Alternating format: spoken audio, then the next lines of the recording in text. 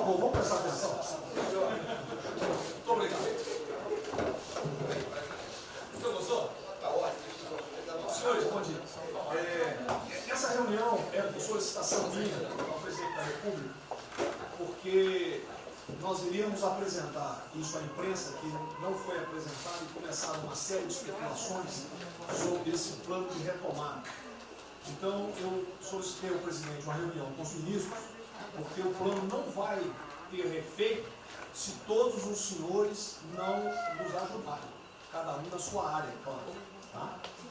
Na hora que nós precisarmos das pessoas para a coordenação do plano, o Ministério que não colocar uma pessoa realmente que seja envolvida e tenha capacidade para poder coordenar e executar, esse Ministério vai ficar mais fraco e aí o plano todo fica meio capenga. Tá? É uma apresentação de 10 minutos no máximo, mas é somente isso. Eu pediria também aos senhores que a finalidade não é reunião de ministros para nós discutirmos nada, simplesmente para apresentarmos o plano. Como é que saiu essa ideia? Eu estava conversando com diversos ministros, entre eles Rogério Marinho, o Tarcísio, inclusive o nome do plano, eu roubei do plano do Tarcísio, né? Pedi autorização a ele e roubei. É um plano Marshall brasileiro. Né? E eu comecei a observar que tinha plano do Ministério de Desenvolvimento Regional, que a economia tem plano, que a saúde tem plano, e não estava havendo uma coordenação, uma sinergia. Então esse foi o motivo dessa reunião aqui. Eu vou procurar ser bem breve o objetivo. Por favor, passa primeiro. Muito bom. Passou tudo, acabou. Então vamos acabar. Você está no fim, está errado, cara. Passa primeiro, muito bem. Os senhores podem observar o seguinte. Eu conversei com o presidente. O problema, nós estamos invertendo a questão de uma lógica de raciocínio. Nós temos um problema, né? Nós temos esse problema, temos que ver quais são as consequências negativas desse problema. Todo mundo sabia, sanitárias e econômicas. Ninguém tem dúvida, com reflexo em todos os ministérios. Mas o foco não é na solução do problema. O foco hoje, de uma maneira geral, é quem é o culpado. Tá? E nós queremos recolocar, vamos dizer assim, readequar isso aí para como o governo deve reagir a esse problema para achar uma solução para as duas consequências negativas que ocorrem. Próximo. Então, é um programa. O programa se chama Pro Brasil. Tá? Dou crédito ao azar do Tarcísio por ele ter conversado comigo. Eu gostei e roubei. Né? Pro Brasil é um programa para integrar, aprimorar ações estratégicas. Os senhores vão ver que o foco, ele não é de governo, ele é de Estado. Eu estou tentando fazer uma projeção de 10 anos. Tá? Nós vamos ter que fazer isso. Para a retomada do crescimento socioeconômico em resposta aos impactos relacionados ao coronavírus. Tá? Pode passar. As dimensões do programa são essas aí. Tá? Ele pega um modelo de governança, ele busca melhoria da produtividade, investimentos estruturantes e ações estratégicas do setor público. Vai. O programa se divide em duas etapas, ou duas partes. O Pro Brasil, deixa eu ver aqui que eu não estou conseguindo enxergar, Ordem, e o Pro Brasil Progresso. Tá? O Pro Brasil Ordem, que você não imprimiu para mim, que eu agradeço. Não, botou na página errada. Ele pega um arcabouço normativo, ele trata, essas são as medidas estruturantes dele. Vai ter que ter um arcabouço normativo, investimentos privados, segurança jurídica, jurídica e produtividade, melhoria no ambiente de negócios e mitigação dos impactos socioeconômicos. Na parte de investimento, ele foca em obras públicas, parcerias do setor privado. Esse programa também ele tem um foco na redução das desigualdades regionais. Tá? tem um foco na redução das desigualdades regionais. O Cid está com o dedo errado aí. E só um segundo, por favor. Pode passar, por favor, Cid. Qual é a abrangência do programa? Os senhores podem observar que ele tem uma parte de infraestrutura, ele tem ações viabilizadoras e tem ações de apoio na lateral. Como é que é o nome mesmo? Facilitadoras. Então, observe, na infraestrutura, com foco particularmente nessas obras que estão paralisadas, esses investimentos que nós estamos perdendo, que estão paralisados. Ele pega infraestrutura de transporte e logística, desenvolvimento regional e cidades, pega energia, mineração, telecomunicações. No desenvolvimento produtivo, ele foca na indústria, agronegócio, serviços e turismo. Nas laterais, os senhores têm a parte de cidadania, capacitação, saúde, defesa, inteligência e segurança. Tem também cadeias digitais, indústria criativa e ciência. E nas viabilizadoras, que são transversais em toda a parte do programa, nós temos finanças e tributação, legislação e controle, meio ambiente e a parte institucional e internacional. Qual é o nosso time frame que nós estamos pensando aí? A estruturação do programa. Eu preciso que os senhores, nós vamos fazer uma reunião, como os senhores podem ver. É a primeira reunião do grupo de trabalho, tá? Com todos os ministérios envolvidos. Na sexta-feira agora, tá? Os senhores vão receber o horário. E aí nós teremos de maio a julho a estruturação do programa. De agosto a setembro, o detalhamento do projeto. A partir de outubro, implantação em larga escala, tendo um foco prioritário naquelas ações que têm uma resposta mais imediata. Porque o brasileiro é o seguinte, na hora que nós lançarmos o programa, eles vão começar a cobrar resultado. Tá? Então eu tenho que ter alguma resposta para o público. E a efetividade dos processos de monitoramento, na realidade não está no final, ele está durante todo o processo. Tá? Passa mais um, sim. Volta. Aí. O horizonte do programa, se os senhores observarem, nós estamos pensando no horizonte, né, até 2020, na verdade até 2030. Tá? Mas uma primeira fase dele, ele é faseado até o final desse primeiro governo, mas com um planejamento que prossiga nisso aí. Esse é o foco do que o trabalho dos grupos vão ter que apresentar. Ok? Pode passar a última, por favor.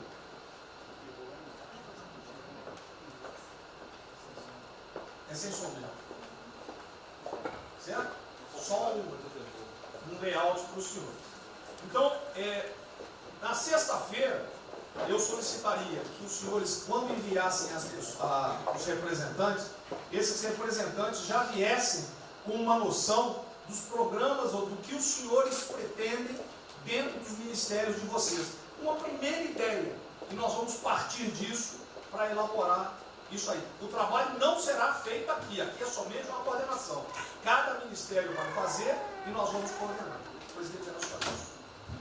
Vamos dar a palavra para o Guedes, com respeito aos demais, acho que é o ministro mais importante nessa missão.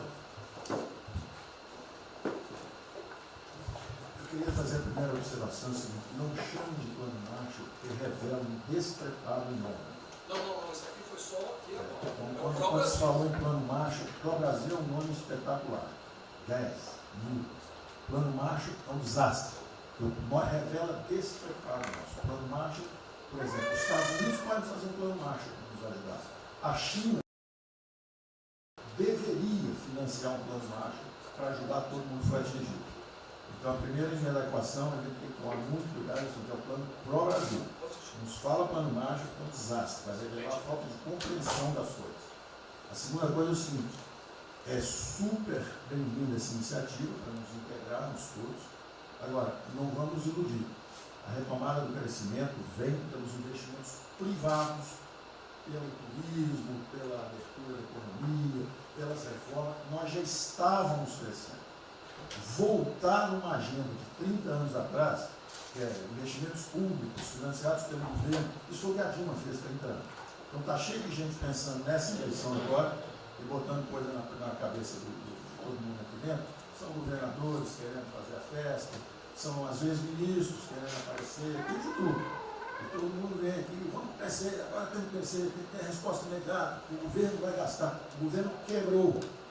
O governo quebrou em todos os níveis. Prefeitura, governador e governo federal. O que nós conseguimos fazer? Nós sinalizamos o contrário. Nós desalavancamos o banco público, reduzimos o endividamento, baixamos os juros e o Brasil ia começar a voar. Então, se a gente lançar agora um plano, todo o discurso é conhecido, acabar com as desigualdades regionais, na língua, claro, está lá, são os detalhes dele. É bonito isso, por isso é que o Lula e a Dilma estão fazendo há 30 anos. Se a gente quiser acabar igual a Dilma, a gente segue esse caminho. Então, eu acho o discurso bom, mas nós temos que tomar cuidado e reequilibrar as coisas. Não pode o ministro, para querer ter um papel preponderante esse ano, destruir a candidatura do presidente, que vai ser reeleito se nós seguirmos o plano das reformas estruturantes originárias. Então, eu tenho que dar esse recado, uma vontade de exposição, nós vamos ajudar tudo, mas nós não podemos nos iludir. O caminho desenvolvimentista foi seguido. O Brasil quebrou por isso. O Brasil estagnou. A economia foi corrompida, a política foi corrompida. A economia estagnou através do excesso de gastos públicos. Então, achar agora que você pode se levantar pelo suspensório, como é que o governo quebrado vai investir, vai fazer grandes investimentos públicos? Tarcísio sabe disso, conversando sempre. Tarcísio sabe o seguinte: quanto é que você consegue, Tarcísio, passar de 5 mil para quanto? Para 15, para 20, para 30? Multiplicou por 6. Quanto é que você consegue de investimento em concessões? 250. Tá certo? Então, ó, tem 100 bilhões vindo para saneamento. Tinha 100 bilhões que viriam, as 17 maiores petroleiras do mundo viriam para a nossa seção onerosa. 100 bilhões de seção onerosa, 100 bilhões de mineração, 100 bilhões de saneamento, 230 bilhões de concessões, 500 bilhões. Cadê o dinheiro do governo para fazer isso? Não tem. Então, quem está sonhando é sonhador. A gente aceita. Politicamente, a gente aceita. Vamos fazer todo o discurso da desigualdade, vamos gastar mais, precisamos eleger o presidente. Mas o presidente tem que pensar daqui a 3 anos. Não é daqui a 1 ano, não. Tem muita gente pensando na eleição desse ano. É só a observação que eu faria. Eu estou fora de eleição, só um minutinho. A ideia aqui, ninguém falou em investimento público por enquanto. Inclusive, nós falamos ali em investimento, falamos inclusive em investimentos privados. O que tem que acontecer é o seguinte: eu estou vendo um plano de pouca gente, nós temos que centralizar a imprensa, a economia, falar exatamente o que pode, o que não pode. Fundamental a coordenação. Até para isso na imprensa que está saindo. Que são na imprensa assim: plano Marshall e economia está fora. Quer dizer, alguém foi para a imprensa e falou: vê o plano Marshall ali, a economia está fora. Quer dizer, enfraquecer o nosso discurso no momento desse é uma tolice, é um atentado contra nós mesmos. Questão da imprensa, eu acho que eu resumi hoje dentro do palácio 20 segundos. Eu não vou falar com vocês, que vocês não deturpam, vocês inventam e potencializam. Tem que ser o papel de cada um, não pode um sair daqui no cantinho, foi mais ou menos. Não pode falar nada, tem que ignorar esses caras, 100%. Senão a gente não vai para frente. Tem que estar sendo pautado para esses pulhas, o tempo todo jogando um contra o outro. É a Pedro Cristina contra mim, não pode jogar a Pedro Cristina, joga ela contra mim, o tempo todo. Tá? Então, se a gente puder falar zero com a imprensa, é essa aí. Bom, eu vou ser muito rápido aqui, general. Primeiro, parabéns. É fundamental esse processo de coordenação e de centro de governo. Nós precisamos ter isso cada vez mais aprofundado e com melhor qualidade. Segundo, eu quero, não precisa, mas eu quero me somar a essa visão do ministro Paulo Guedes, porque vamos lá. Nós recebemos o governo com 36 mil obras paradas. Oriundas da onde? Do PAC. Só para lembrar. O Abraão tem não sei quantas mil creches. 3 mil creches paradas que somam nessas 36. Então, o que nós trouxemos para o Brasil e como é que nós começamos o ano, e eu vou lembrar, presidente, o senhor sempre disse, é muito triste ver um brasileiro chegar no exterior e ser recebido com o manto da desconfiança. Pois nós passamos, Paulo Guedes, o ano todo, Tarcísio, Tereza, Bento, o nosso ministro Marcos Pontes e outros, andando pelo mundo e fazendo o quê? Vendendo o Brasil. Terminamos o ano, lembra do número, 482 bilhões de investimentos para os próximos 20 anos. Uma boa parte, mineração, petróleo, por aí vai. Recebemos 90 bilhões de bônus de outorga. Nós temos 10 bilhões de dólares do governo da Arábia Saudita que precisa definir onde é que vai votar. Mas o príncipe autorizou. São 50 bilhões de reais. A dinheiro de hoje. Então, eu tenho convicção de que nós temos que continuar fazendo o que a gente vinha fazendo. Ou seja, aprofundando a participação da sociedade. Nós temos uma coisa emblemática aqui, que é a Lei da Liberdade Econômica, que pela primeira vez na história do Brasil, desde que o Brasil é Brasil, o cidadão diante do Estado tem razão, até que o Estado prova o contrário. Foi isso que fez os americanos, que há 200 anos atrás eram muito mais pobres do que nós, ser muito mais ricos do que nós. Então, o aprofundamento são sim das reformas, é sim ousar e ter uma reforma tributária que baixe o imposto no Brasil, reduz a carga tributária, estou falando sério. A gente nunca discutiu isso entre nós, mas isso tem que caminhar para isso. Por quê? Porque aí nós damos fôlego à iniciativa privada para que ela faça o que tem que fazer e nós vamos ser mediadores desse processo. Apenas. E sinceramente, eu acho que todo o nosso esforço nos próximos dias tem que ser como é que nós mantemos a nossa linha, porque nós terminamos o ano, ministro Ernesto, ministro Tarcísio. O senhor foi recebido na associação, na Federação das Indústrias Alemãs com um slide que mostrava a 163 para os caminhões atolados e a 163 pavimentado. E o presidente que coordenava aquele momento, eu estava lá lhe aguardando, voltando da Rússia, disse ao senhor, o que vocês brasileiros fizeram que nós não acreditávamos que vocês recuperaram a confiança e estão fazendo tantas transformações. Então, presidente, só para concluir, 100% dessa linha, mas que a gente não perca o foco original, porque por onde a gente estava caminhando, nós recuperamos a confiança externa e externa. Fomos acometidos de algo muito grave, que é uma doença, e que foi levado ao paroxismo da histeria, porque serve ao interesse de muitos, os mais variados, eu não vou aqui detalhar. Mas, sinceramente, temos que rapidamente voltar ao que nós estamos fazendo, porque nós estamos no caminho certo, e a prova disso é que todo mundo voltou a olhar o Brasil como esse. Bom, eu vou partir do princípio que todos que estão aqui são bem intencionados e querem bem no Brasil. Tá? Então, nós não acreditamos em teoria da conspiração e que ninguém quer só lavar os alicerces da República nem abalar a administração do presidente Bolsonaro. Eu quero lembrar a todos que não existem verdades absolutas. Por favor, vamos refletir. O que está acontecendo hoje no mundo não tem parâmetro nos últimos 100 anos. O que está acontecendo hoje no mundo vai permitir, de acordo com a FMI, que foi a previsão de uma semana atrás, de uma diminuição de quase 3% do PIB mundial, no caso do Brasil de mais de 5%. Não tem parâmetro.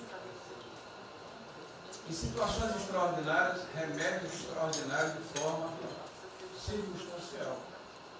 Isso não significa que nós tenhamos a necessidade de implantarmos uma política permanente. O ministro Braga Neto, na sua apresentação, ele estabelece, inclusive, um limite temporal e deixa claro que é uma política de Estado. O que eu peço é que nós tenhamos aqui as mentes abertas e que os dogmas, quaisquer que sejam eles, sejam colocados de lado nesse momento. Porque os governos do mundo, certamente, têm a capacidade de entender o que está se passando. Eu tenho visto governos extremamente liberais, preparando programas de reconstrução, levando em consideração a necessidade de que o Estado Estado Nacional passa a ter um papel diferente como tomador de risco nesse momento em que há uma queda abrupta da liquidez. O ministro Onyx fala com muita propriedade da Arábia Saudita nos 10 bilhões de dólares. É bom lembrar, está aqui o ministro Bento, que está se pagando para se retirar petróleo do mundo. Os países vão utilizar suas respectivas liquidez para resolver os seus problemas de infraestrutura e de retomada das suas economias. Nós temos que ter segurança jurídica, Sr. Presidente, respeito a contratos, Sr. Presidente, capacidade de alavancar recursos privados com a inversão de recursos públicos, sim. É bom lembrar que eu tenho ouvido falar, não sei se é verdade, depois vai colocar na ponta do lápis, que a gente pode chegar a 600 bilhões de reais esse ano de ajuda a empresas e a pessoas físicas. Recursos do governo federal, fruto de endividamento do governo, desse governo, que vai terminar o ano com um déficit 4, 5, 6 vezes maior do que estava precificado no início do ano. Caiu um meteoro sobre as nossas cabeças. Então, por favor, nós não podemos começar a discussão com verdades absolutas e com dogmas estabelecidos ao longo de 100 anos, em função de uma catástrofe que se abateu sobre o mundo, e os governos de todo o mundo estão se debruçando sobre o assunto, entendendo que muda o papel do Estado. Senhor Presidente, é bom lembrar que quando houve a unificação da Alemanha, eu acho que esse é um fato histórico irrefutável, o Estado alemão entendeu e fez um pacto de que haveria necessidade de investir em capital humano e infraestrutura na Alemanha Oriental para diminuir desigualdades regionais. E esse é um pacto do Brasil. Essa pode ser uma catástrofe que vai nos afundar, ou pode ser uma onda para a gente surfar, uma alavanca para reparar o país. Todos os países do mundo estão submetidos ao mesmo processo. Vai depender da nossa capacidade de termos uma opção clara de que forma vamos sair desse problema. Se vamos gastar 600 bilhões de reais para resolver uma situação que é emergencial e todos reconhecemos que é necessária, e darmos segurança à população, no caso alimentar, para evitarmos o caos, para diminuirmos a mortandade das empresas, tudo bem, está correto, essa é a boa direção. Por que não 5, 6, 7% desse total, 10% desse total, em obra de infraestrutura? Por que não termos a capacidade de alavancarmos o emprego no momento em que a retomada, todos os economistas aqui reconhecem, vai ser muito lenta? Bom, eu só estou falando isso, presidente, para que nós possamos ter essa discussão sem dogmas, sem verdades absolutas, sem a preocupação de que as coisas continuam como eram antes. Não são como eram antes. Aqui e no mundo inteiro. É isso.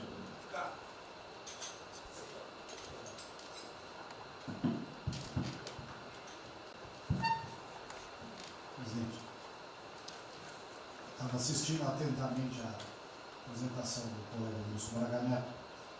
Na parte final, no slide das questões transversais, ao meio ambiente, mas eu acho que o que eu vou dizer aqui sobre o meio ambiente se aplica a diversas outras matérias. Nós temos a possibilidade, nesse momento que a atenção da imprensa está voltada quase que exclusivamente para o Covid e daqui a pouco para a Amazônia, o general Mourão tem feito os trabalhos preparatórios para que a gente possa entrar nesse assunto da Amazônia um pouco mais calçado, mas não é isso que eu quero falar. A oportunidade que nós temos, que a imprensa não está nos dando um pouco de alívio nos outros temas, é passar as reformas infralegais de desregulamentação, simplificação, todas as reformas que o mundo inteiro, nessas viagens que se referiu ao Mix, certamente cobrou dele, cobrou do Paulo, cobrou da Tereza, cobrou do Tarcísio, cobrou de todo mundo, da segurança jurídica, da previsibilidade, da simplificação. Essa grande parte dessa matéria, ela se dá em portarias e normas dos ministérios que aqui estão, inclusive de meio ambiente, e que são muito difíceis, e nesse aspecto acho que o meio ambiente é o mais difícil de passar qualquer mudança infralegal em termos de instrução normativa e portaria, porque tudo que a gente faz é pau no judiciário, no dia seguinte. Então, para isso precisa ter um esforço nosso aqui, enquanto estamos nesse momento de tranquilidade, no aspecto de cobertura de imprensa, porque só fala de Covid, e ir passando a boiada, e mudando todo o regramento, e simplificando normas, de IFAM, de Ministério da Agricultura, de Ministério do Meio Ambiente, de Ministério disso, de Ministério daquilo. Agora é a hora de unir esforços para dar de baseada a simplificação regulatória que nós precisamos, em todos os aspectos. E deixar a AGU, o André não está aí, né? E deixar a AGU de stand-by para cada pau que tiver, porque vai ter. Essa semana mesmo nós assinamos uma medida a pedido do Ministério da Agricultura, que foi a simplificação da lei da Mata Atlântica para usar o Código Florestal. Hoje já está nos jornais dizendo que vão entrar com ações judiciais e ação civil pública no Brasil inteiro contra a medida. Então, para isso, nós temos que estar com a artilharia da AGU preparada para cada linha que a gente avança. Mas tem uma lista enorme em todos os ministérios que têm papel regulatório aqui para simplificar. Não precisamos de Congresso. E coisa que precisa de Congresso também, nesse fuso que está aí, nós não vamos conseguir aprovar. Agora tem um monte de coisa que é só parecer, caneta. Parecer, caneta. Sem parecer também não tem caneta. E dar canetada sem parecer é cana. Então, isso aí vale muito a pena. A gente tem um espaço enorme para fazer. Enfim, acho que essa é uma questão importante que estava aí nos slides, Você vê que a jurídica também está embaixo. Isso, exatamente. Só para os senhores entenderem o seguinte, isso aqui é coordenação dos planos que eu sei que todos estão fazendo. Tá? Coordenação. O que vai ser possível executar ou não, vão entrar nas limitações que nós temos, e o que tiver conflito será levado à decisão do presidente. Agora, nós temos que andar com isso rápido, porque a queda do desemprego, o país está sem esperança, nós temos que fazer isso andar. O pessoal da iniciativa privada está nos procurando, a gente tem que dar um rumo nisso aí. Bom, a ideia é essa. Me ligou agora de manhã o Eduardo Gouveia Vieira, da Fiujan. Ele quer fazer uma videoconferência onde mais de 300 empresários do Rio, que é um pouquinho abaixo do potencial de São Paulo, para hipotecar solidariedade. A ideia que nós temos de reabrir o comércio. A desgraça que vem pela frente, eu acho que o Paulo vai estar até legal, Paulo. Eu não sou economista não. Vai ser uma porrada muito longa, você pode imaginar. Não são apenas os informais. Eu acho que bateu a 10 milhões de carteiras assinadas por saco. E os governos estaduais não têm como pagar salário. Não tem. Maio, metade do estado não tem mais como pagar salário mais. A desgraça está aí. Eles vão querer empurrar essa trozoba para cima da gente. Esse pessoal aqui do lado vai querer empurrar. E a gente vai reagir, porque aqui não é saco sem fundo. Tá? Então essa preocupação vamos ter. Paralelamente a isso, é o AB da vida, enchendo o saco do Supremo, para abrir processo de bicho, porque não apresentei meu exame de vírus, essa frescurada toda. E todo mundo tem que estar ligado. Não é apenas cuidar do seu ministério nessas questões que estamos tratando aqui, é tratar da questão política também. Tá certo? Então essa preocupação temos que ter, porque a luta pelo poder continua a todo vapor. E sem neurose da minha parte. Tá? O campo fértil para aparecer umas porcaria aí, né? Levantando aquela bandeira do povo ao meu lado, não custa nada.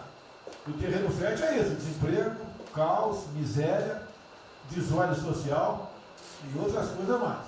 Então essa preocupação todos devem ter. Né? Não é, tá bom, o Ministério fatura, deu merda no colo do presidente. Não pode ser assim. Hoje eu vi o Magno Malta me defendendo. O Magno Malta, desculpa aí, foi tratado lá atrás para ser vice. Depois resolveu não ser, tudo bem. Depois foi tratado para ser ministro, tudo bem. Agora, politicamente, ele nunca me deu uma alfinetada e sempre está defendendo os problemas que ele tem. Então, não é o ministro em peito aberto entrar no covil dos leões. Mas não pode. Né? Por exemplo, quando se fala em possível impeachment, ação no Supremo, baseado em filigranas, eu vou em qualquer lugar no território nacional. Ponto final. O dia que for proibido de ir para qualquer lugar do Brasil, pelo Supremo acabou o mandato. E espero que eles não decidam, ou ele, né, monocraticamente, querer tomar certas medidas, que daí nós vamos ter uma crise política de verdade. E eu não vou meter o rabo dentro da ferro. Zero. Certo? Porque se eu errar, se achar um dia ligação minha com o empreiteiro, dinheiro na conta nas ruas, porrada, sem problema nenhum. Vai para o impeachment e vai embora. Agora, com frescura, com babaquice, não. Até em cima do que eu falei, em frente ao Forte Apache. Eu sou o chefe supremo das Forças Armadas. Ponto final. O pessoal estava lá, eu fui lá, dia do Exército. E falei algo que eu acho que não tem nada demais. Mas a repercussão é enorme. Oh, AI-5. Cadê o AI-5? Acabou, o AI-5 não existe adicional no Brasil mais. É uma besteira. Artigo 142. É um pessoal que não sabe interpretar a função. Agora, em cima disso, fazer uma onda. Vamos ouvir deputados, empresários, seja o que for. Agora, quando a Câmara fala lá dentro, uma homenagem a Che Guevara, a Mao Tse Tung e tudo mais, não tem problema nenhum. Quando o Partido Comunista do Brasil faz suas convenções e do lado lá, Fidel Castro, não tem problema nenhum. Quando um coitado levanta uma placa de AI-5, que eu estou me lixando para aquilo, não existe AI-5. Não existe. Artigo 42. Nós queremos cumprir o artigo 42, todo mundo quer cumprir o artigo 42.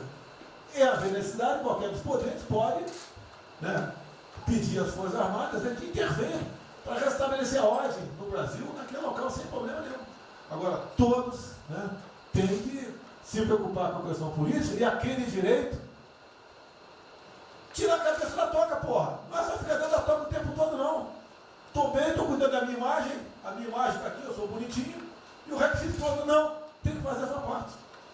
Então é isso que eu tenho falar com você, que depois de um certo momento, onde chegar a cabeça dessas pessoas, fica difícil voltar atrás.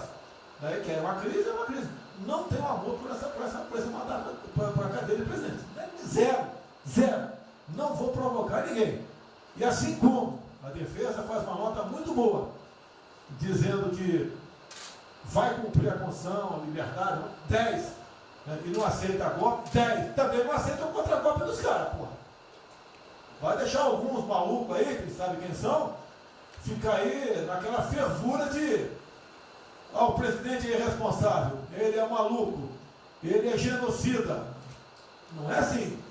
O que vale para um lado, vale para o outro. O que não vale para um lado, não vale para o outro. Essa é a nossa preocupação que devemos ter. Com isso que está aqui, o pró-Brasil, mas também com a questão política. Se nós começarmos a falar com propriedade, e tem muita gente que fala muito melhor do que eu, e tem um conhecimento muito melhor do que eu, tem que falar, discretamente, mas tem que falar, para não deixar subir a temperatura, que é só porrada o tempo todo em cima de mim. E vou continuar indo em qualquer lugar do Brasil, ponto final, não é problema meu. Tá certo? Se eu não tivesse direitinho de vir, prefeitinho lá no fim do mundo, um jaguapoca do prefeito, manda prender. Tem que a justiça se posicionar sobre isso, porra. Tem que se posicionar sobre isso abertamente. Não admitimos prisão por parte do prefeito no decreto. Tem que falar, não é ficar quieto. E quem direito aqui, todos têm que falar isso aí, não é só a justiça. Todos têm que falar. Não é ficar, toca o barco não e vamos em frente.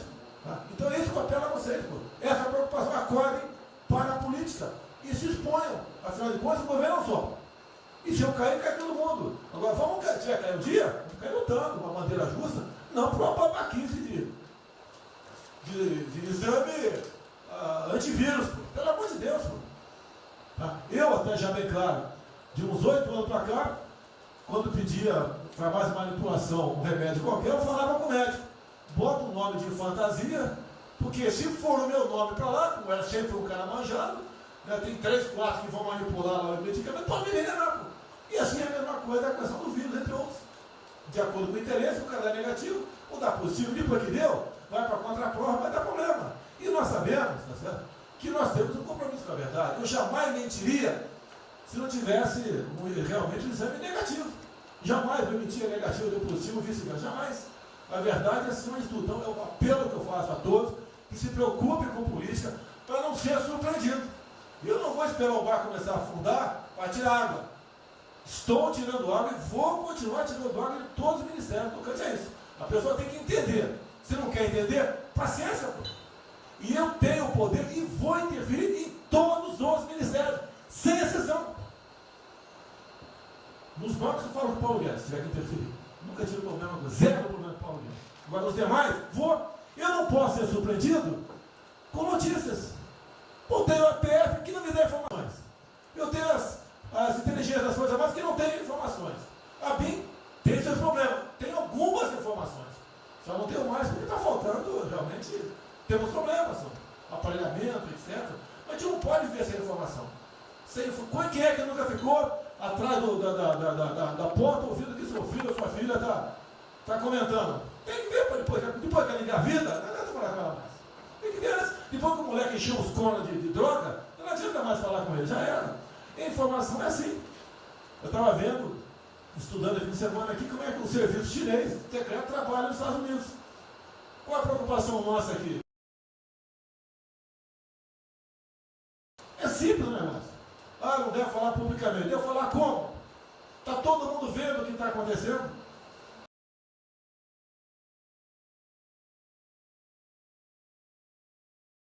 Tudo bem. Você tira do porra. Não tira. É uma realidade. Não adianta esconder mais, tapar o sol com a peneira.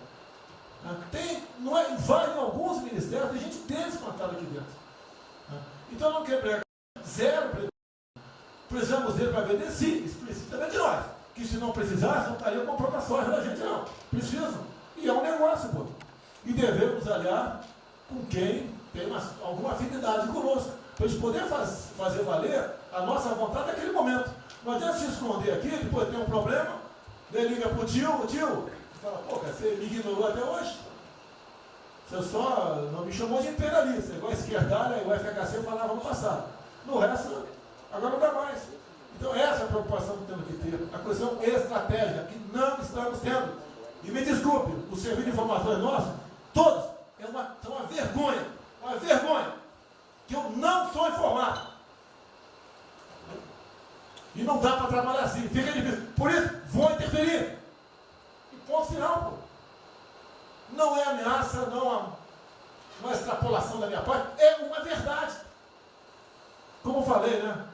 Deus ministério para os senhores, o poder de veto. Mudou agora, tem que mudar.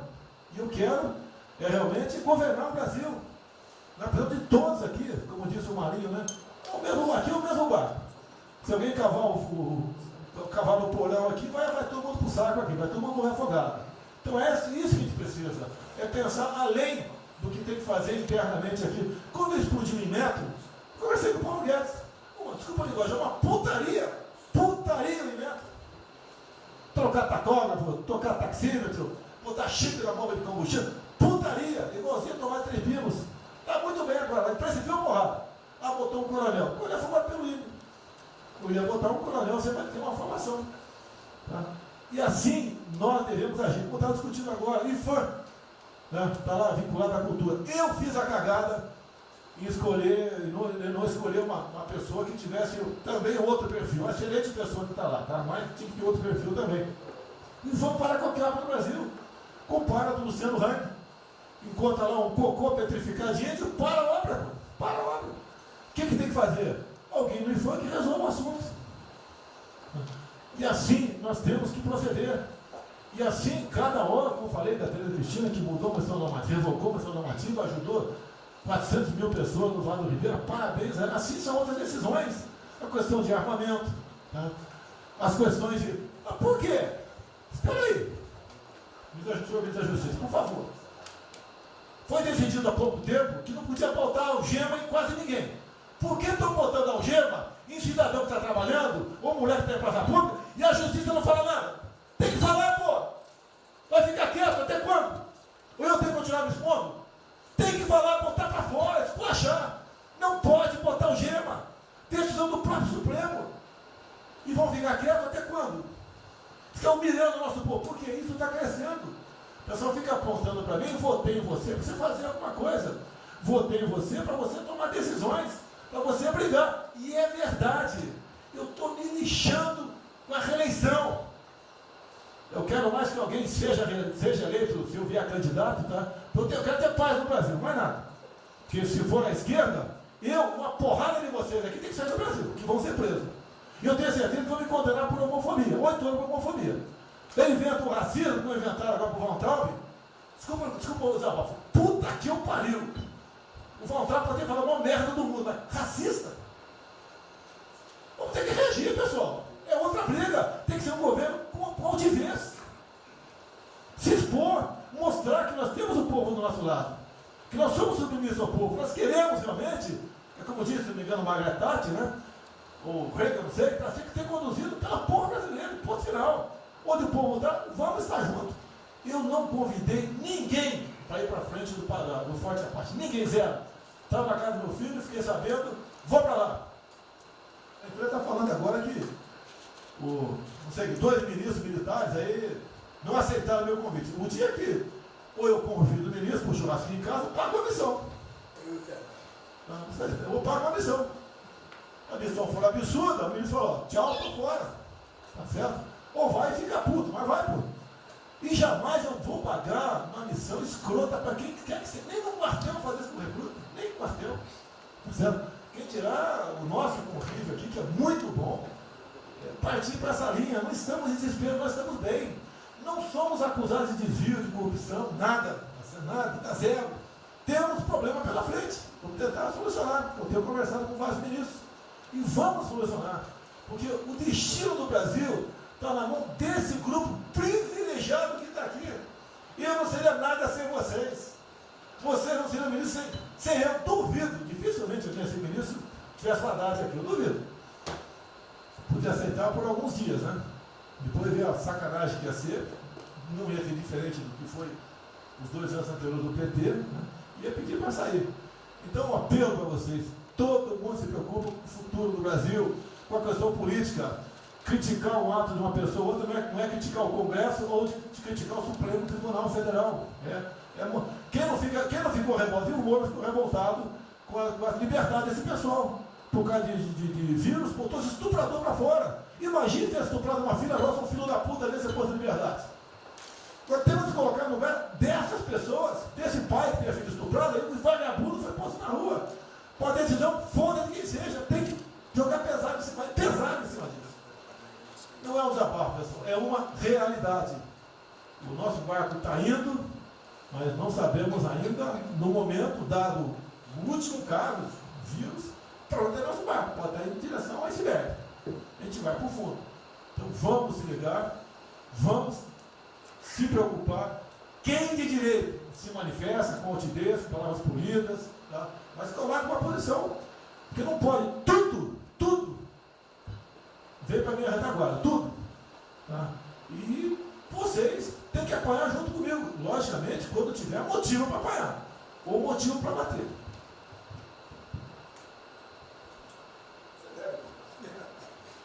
Não, eu já caí.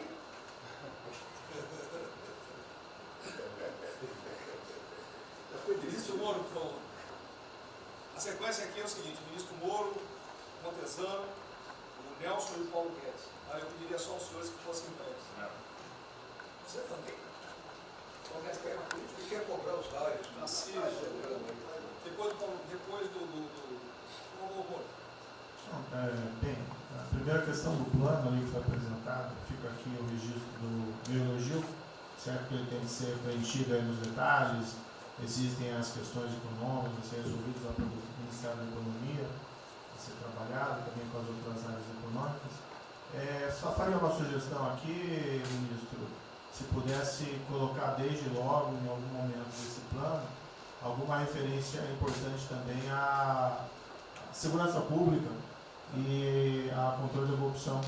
Foram 2 temas centrais, né, nas últimas eleições, e são 2 temas que, embora, claro que o plano vai ficar sujeito aí ao detalhamento necessário, mas acho que é importante ter uma referência inicial para não parecer que nós estamos descurando desses aspectos específicos. Nós não entramos em detalhes, porque isso aqui, os senhores viram que todos os ministérios praticamente responderam, isso aí para mim viria no detalhamento do Ministério. Mas eu acho que politicamente cabe. Não, sim. Não, eu entendo que cabe no detalhamento, mas acho que uma referência né, seria interessante. Tem que apontar também que foi uma vitória do governo, do presidente. No ano passado houve uma queda expressiva desses principais indicadores criminais. Isso, embora seja mais vinculado com a questão da vida e segurança das pessoas, também é um fator importante para o investimento econômico, para também melhorar o ambiente econômico.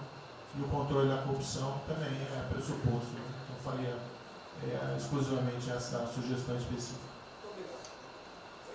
Já está anotado. Montezano, ministro, primeiramente, parabéns.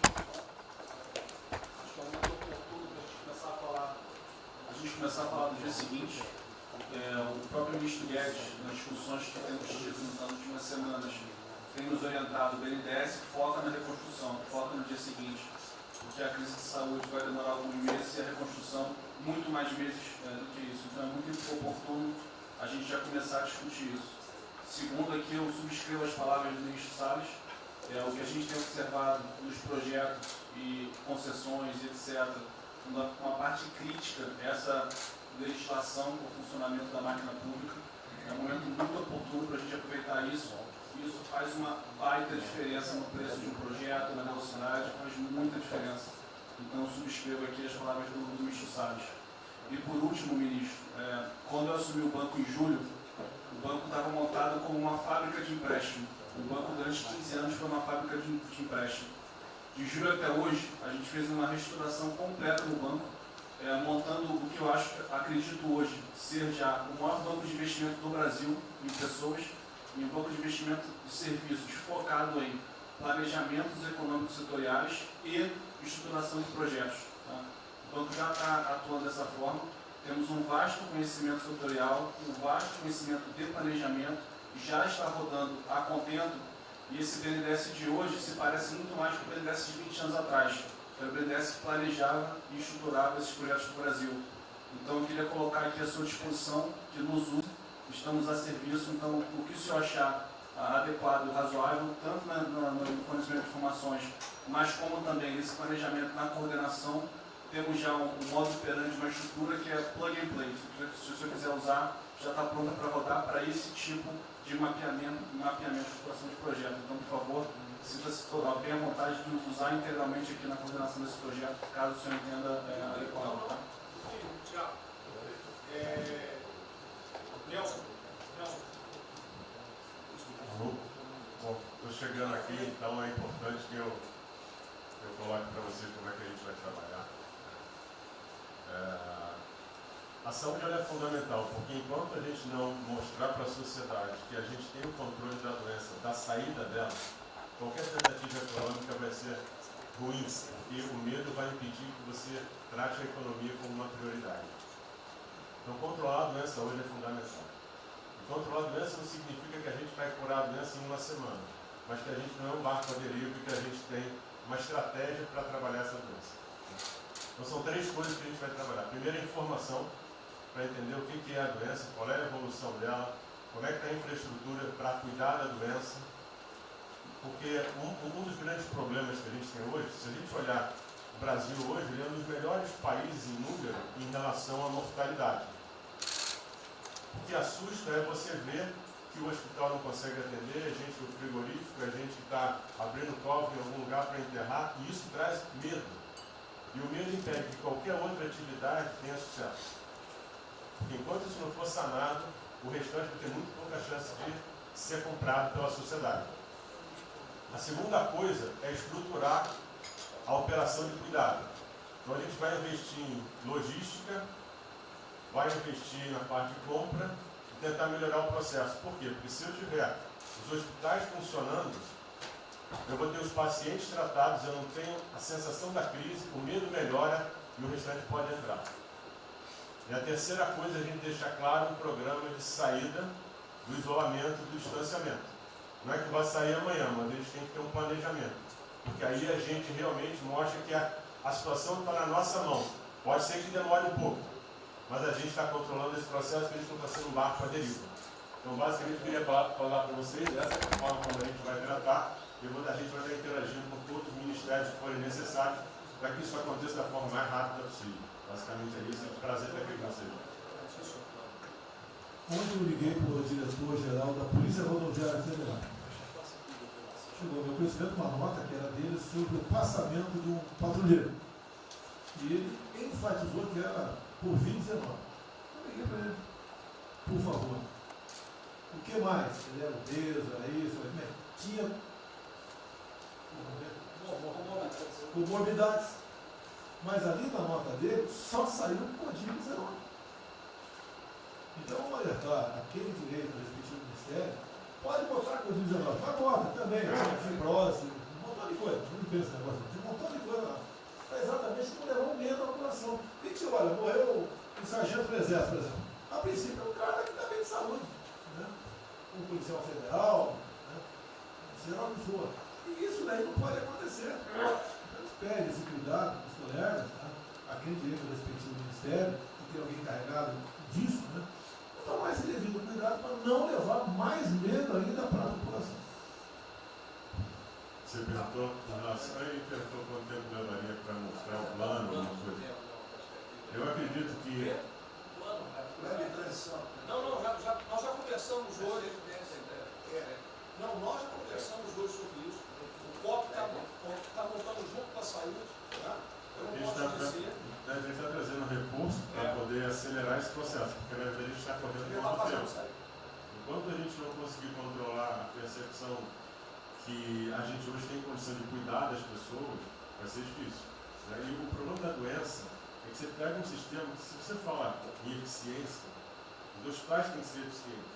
Então, quando você fala em eficiência, você vai quase no limite do cuidado. Você não tem sobra, você não tem gordura. Quando você pega uma doença que chega, que é muita gente ao mesmo tempo, você não consegue ter agilidade para preparar o sistema para cuidar dela. E a gente tem um problema adicional que a gente tem que tomar cuidado, que é o seguinte: quando você tem os hospitais com pouca, você tem muita gente falando de Covid, os hospitais estão diminuindo muito o atendimento, o que significa que eles vão ter problema financeiro. Se isso prorroga, esses hospitais vão ter cada vez mais dificuldade, você vai poder ter um hospital mais sucateado, um hospital fechado. O que está acontecendo hoje? Vamos botar em números hoje. A gente tem 4 milhões de pessoas hoje com a Covid. O Brasil hoje tem 212 milhões de pessoas. Tem 208 milhões que não estão tendo a atenção necessária. Você tem câncer, cardiovascular, isso tudo está represado, a demanda é reprimida. Quando você controlar a Covid, o não Covid vai chegar com tudo. Você pode pegar uma estrutura sucateada. Aí você só vai transferir o problema primeiro, que vai ser o medo da Covid e o medo da não Covid. Então a gente tem que estar preparado para isso tudo. Então não é só trabalhar o curtíssimo prazo, a gente tem que preparar para essa segunda fase que vai chegar também. Isso tudo a gente está fazendo, só para vocês saberem que a gente está pensando nisso tudo, só para vocês saberem que está tudo trabalhando. Tá. Por favor, o ministro Tarcísio, eu pediria aos senhores que fossem bem breves. Não, já não tem jeito.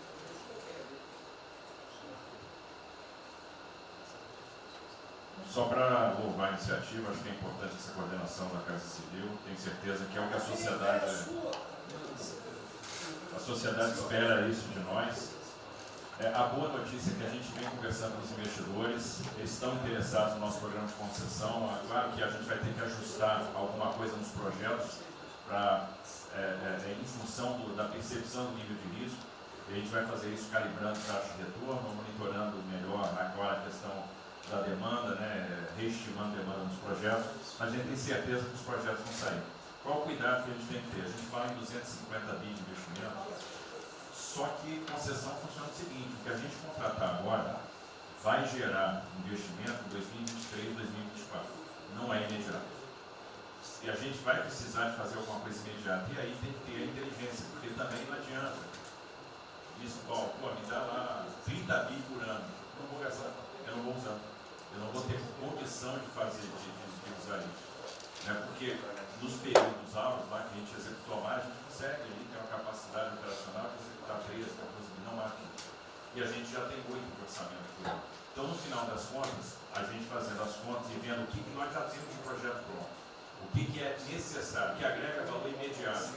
É um 35 Maranhão lá, que leva a safra para o Porto de Itaqui, que se acabou. Ali eu posso fazer uma intervenção imediata. E o que a gente vai falar? Estou falando de pegar os 8 que a gente tem e agregar mais 3, mais 4.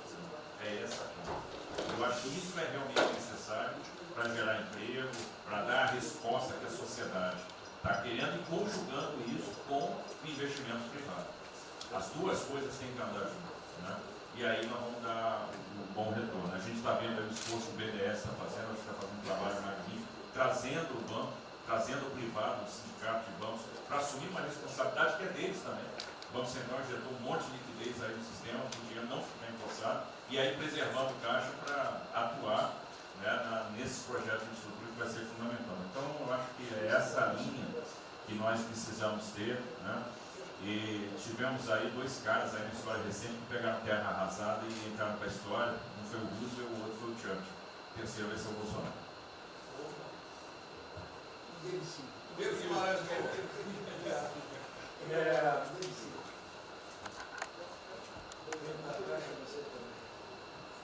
peço aos senhores que sejam breves. São só 5 pontos muito rápidos. Primeiro, presidente, o maior programa da história do mundo de inclusão social, digital, que nós estamos fazendo nesse governo, pessoas que tomavam dinheiro a 25% ao mês. Quer dizer, todos os ladrões lá, PT, PMDB, PSDB, aquela ladroagem toda, 25% ao mês. E ninguém se indigna. Esse governo se indignou, o governo dos liberais. Então, assim, acho que a gente está com problemas narrativos. Hoje de manhã, por exemplo, o pessoal da Band queria dinheiro. O ponto é o seguinte, vai ou não vai dar dinheiro para Bandeirantes? Ah, não vai dar dinheiro para Bandeirantes? Passei meia hora levando porrada, mas repliquei. E falei, olha, vocês estão em casa? Eu tenho 30 mil funcionários na rua. Não tem esse negócio, essa frescurada de home office. Eu já visitei 15 agências. E você em casa? Aí o pessoal ficou um pouco mais calmo. Quer dizer, eu posso ter 30 mil brasileiros nas agências lá. Sabe quantas pessoas a Caixa está pagando hoje? 7 milhões de pessoas. E todo mundo home office. Que porcaria é essa? Desculpa o meu ponto, presidente. Quando o senhor falou, eu vou me emocionar. O Luiz Lima, que nadou com meu pai, foi atleta olímpico, teve a esposa e a filha de 14 anos presa ontem, no Camburão. Que porra é essa? Desculpa. Que porra é essa? O cara vai pro Camburão com a filha, que se fosse eu, ia pegar minhas 15 armas e ia dar uma... Eu ia morrer. E se a minha filha fosse pro Camburão, eu ia matar ou morrer. Que isso? Estava nadando, é uma atleta olímpica. Você tira a pessoa está nadando com 14 anos. Eu tenho uma filha Maria de 14 anos. Se a minha filha fosse pro Camburão, ou eu matava ou morria. Que isso? E a esposa do Luiz Lima nem usou o fato de ser esposa do deputado federal. Mas assim, foi calado, céu é aquele governador roubando para direito, está tudo quanto é lado. Então o governador rouba, aí ele sai prendendo todo mundo e fica tudo isso por isso mesmo. Aí a gente faz o maior programa da história da humanidade de inclusão de pessoas que recebiam 25% ao mês, cobrado. PSDB, PT, PMDB, aquele grupo todo. Na hora de privatizar, todo mundo, com 200 milhões, 300 milhões, tem vice-presidente da Caixa que eu expulsei, dos 120, 105 eu tirei. E se o senhor precisar, obviamente, meu chefe, o ministro Paulo Guedes, ele decide. Não tem problema. Inclusive, porque o que acontece? Se roubar, eu vou ligar para o ministro Moro para prender. Agora, se precisar de uma diretoria, não sei o quê, desde que sejam honestos, o ministro Paulo Guedes é que decide, etc. Mas dos 120, eu tirei 105. E na Caixa, não tem solicitado, até onde eu saiba. Mas, assim, eu acho que a gente está levando muita porrada, presidente. E, de novo, não estou dizendo de ninguém daqui, não, só leva porrada. Agora, tem limite. Desculpa, todo lugar que eu vou, as pessoas normalmente são educadas. Mas a paciência chega no limite, obviamente não dessa maneira. Eu acho que tem um ponto. Nós estamos emprestando 154 bilhões de reais, mas só um ponto que eu acho importante. Tarcísio é super meu amigo e ele é muito esperto. Qual que é o grande ponto que a gente tem que evitar? O cara está quebrado, já estava quebrado antes e quer lançar um lesinho. Então, assim, claramente tem que ajudar, eu concordo. Tanto que nós emprestamos 43 bilhões de reais para o segmento imobiliário. 1,5 milhão de pessoas deixaram de ser demitidas. Agora não é para todo mundo, não. Aquela empresa que já estava quebrada antes, por que a gente vai dar uma lesinha? Então, este ajuste fino é importante que os bancos têm que fazer. Por quê? Último ponto que eu falo. Já estou sendo processado também, nós dois juntos na cadeia, por causa do auxílio emergencial. Sabe o que tem? Tem gente do TCU dizendo que a gente está ganhando muito, E tem gente dizendo que a gente está dando pouco. Ferrou. Ou seja, tem gente querendo me prender porque está dizendo que a gente está dando muito. E tem gente querendo me prender, que são aqueles caras lá que estavam antes, dando pouco. Vou acabar sendo preso, mas o que a gente não vai fazer? Deixar 30, 40, 50 milhões de pessoas passarem fome. Então, é só o meu recado dizendo o seguinte: a Caixa, o Banco de todos os brasileiros. Poxa, a gente está com 30 mil pessoas. Eu passo ligando 45 pessoas na Caixa que tiveram coronavírus. 2 faleceram, um, na verdade, com 70 anos, já estava aposentado, e outro. A pessoa, eu chorei mais do que a pessoa, a mãe. Uma pessoa em 30 mil que estão o dia inteiro. E eu já falei para minha esposa, se tiver qualquer coisa, eu vou tomar 1 litro de hidrocloroquina, aquelas coisas todas. Então, assim, eu acho que a gente está, só o último ponto, numa questão de histeria coletiva. Quer dizer, eu posso ter 30 mil funcionários da Caixa pagando 7 milhões hoje, 2 milhões na segunda, ontem a gente abriu 800 agências, vamos abrir no sábado, no domingo, 2 horas antes. Então, o que a imprensa quer? Que você pague e dane-se os funcionários da Caixa. Mas se morrer 2, Jornal Nacional, presidente Bolsonaro e presidente Pedro, irresponsáveis porque abriram. A gente só vai levar porrada. Agora, realmente, meu ponto é inaceitável, foi a primeira vez que aconteceu. Eu conheço a Milena, o Mini, atleta olímpico. Quer dizer, um atleta olímpico, a esposa atleta olímpica, a filha de 14 anos num camburão. Eu não sei se eles botaram lá atrás ou no meio. E aí você solta o estuprador, então acho que realmente tem uma questão. De novo, eu quero só reforçar uma coisa. O ministro Moro, em um dia, resolveu um problema muito importante. Muito obrigado, ministro. O que aconteceu?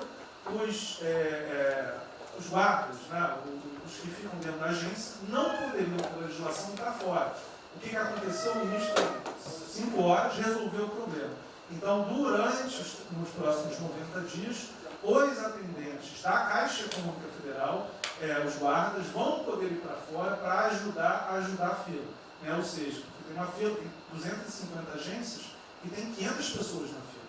E aí, com a ajuda do ministro Moro da Polícia Federal, eles emitiram uma portaria. Então, só para finalizar, quero agradecer, ministro. Esse é um registro aí, até foi fácil de resolver, foi a Polícia Federal que resolveu. Ministro Ernesto, por favor. Volta a pedir que sejam breves. Obrigado. Rapidamente, sobre o plano. A dimensão internacional do plano, evidentemente, é fundamental, já está ali contemplado. Eu queria mencionar o seguinte: eu acho que é fundamental que essa dimensão internacional não seja simplesmente uma adaptação nossa ao cenário internacional, mas que ela leve em conta a capacidade que o Brasil hoje tem de influir no desenho de um novo cenário internacional. Eu estou cada vez mais convencido que o Brasil tem hoje as condições, tem a oportunidade de se sentar na mesa de 4, 5, 6 países que vão definir a nova ordem mundial. Um dia, na conversa do presidente com o primeiro-ministro da Índia, o indiano disse que vai ser tão diferente o pós-coronavírus, o pré, quanto o pós-segunda guerra, o pré. Eu acho que é verdade, e assim como houve um Conselho de Segurança que definiu a ordem mundial, 5 países depois da Segunda Guerra, vai haver uma espécie de novo Conselho de Segurança, e nós temos dessa vez a oportunidade de entrar nele e acreditar na possibilidade do Brasil influenciar, ajudar a formatar um novo cenário. E esse cenário, acho que tem que levar em conta o seguinte: estamos aí revendo os últimos 30 anos de globalização. Vai haver uma nova globalização. O que aconteceu nesses 30 anos? Foi uma globalização cega para o tema dos valores, para o tema da democracia e da liberdade.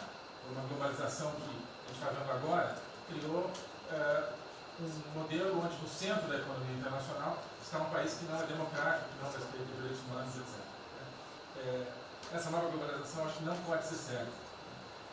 Tem que ser uma globalização, tem que ser uma estrutura que leve em conta, claro, a dimensão econômica, mas também essa dimensão da liberdade e do valor.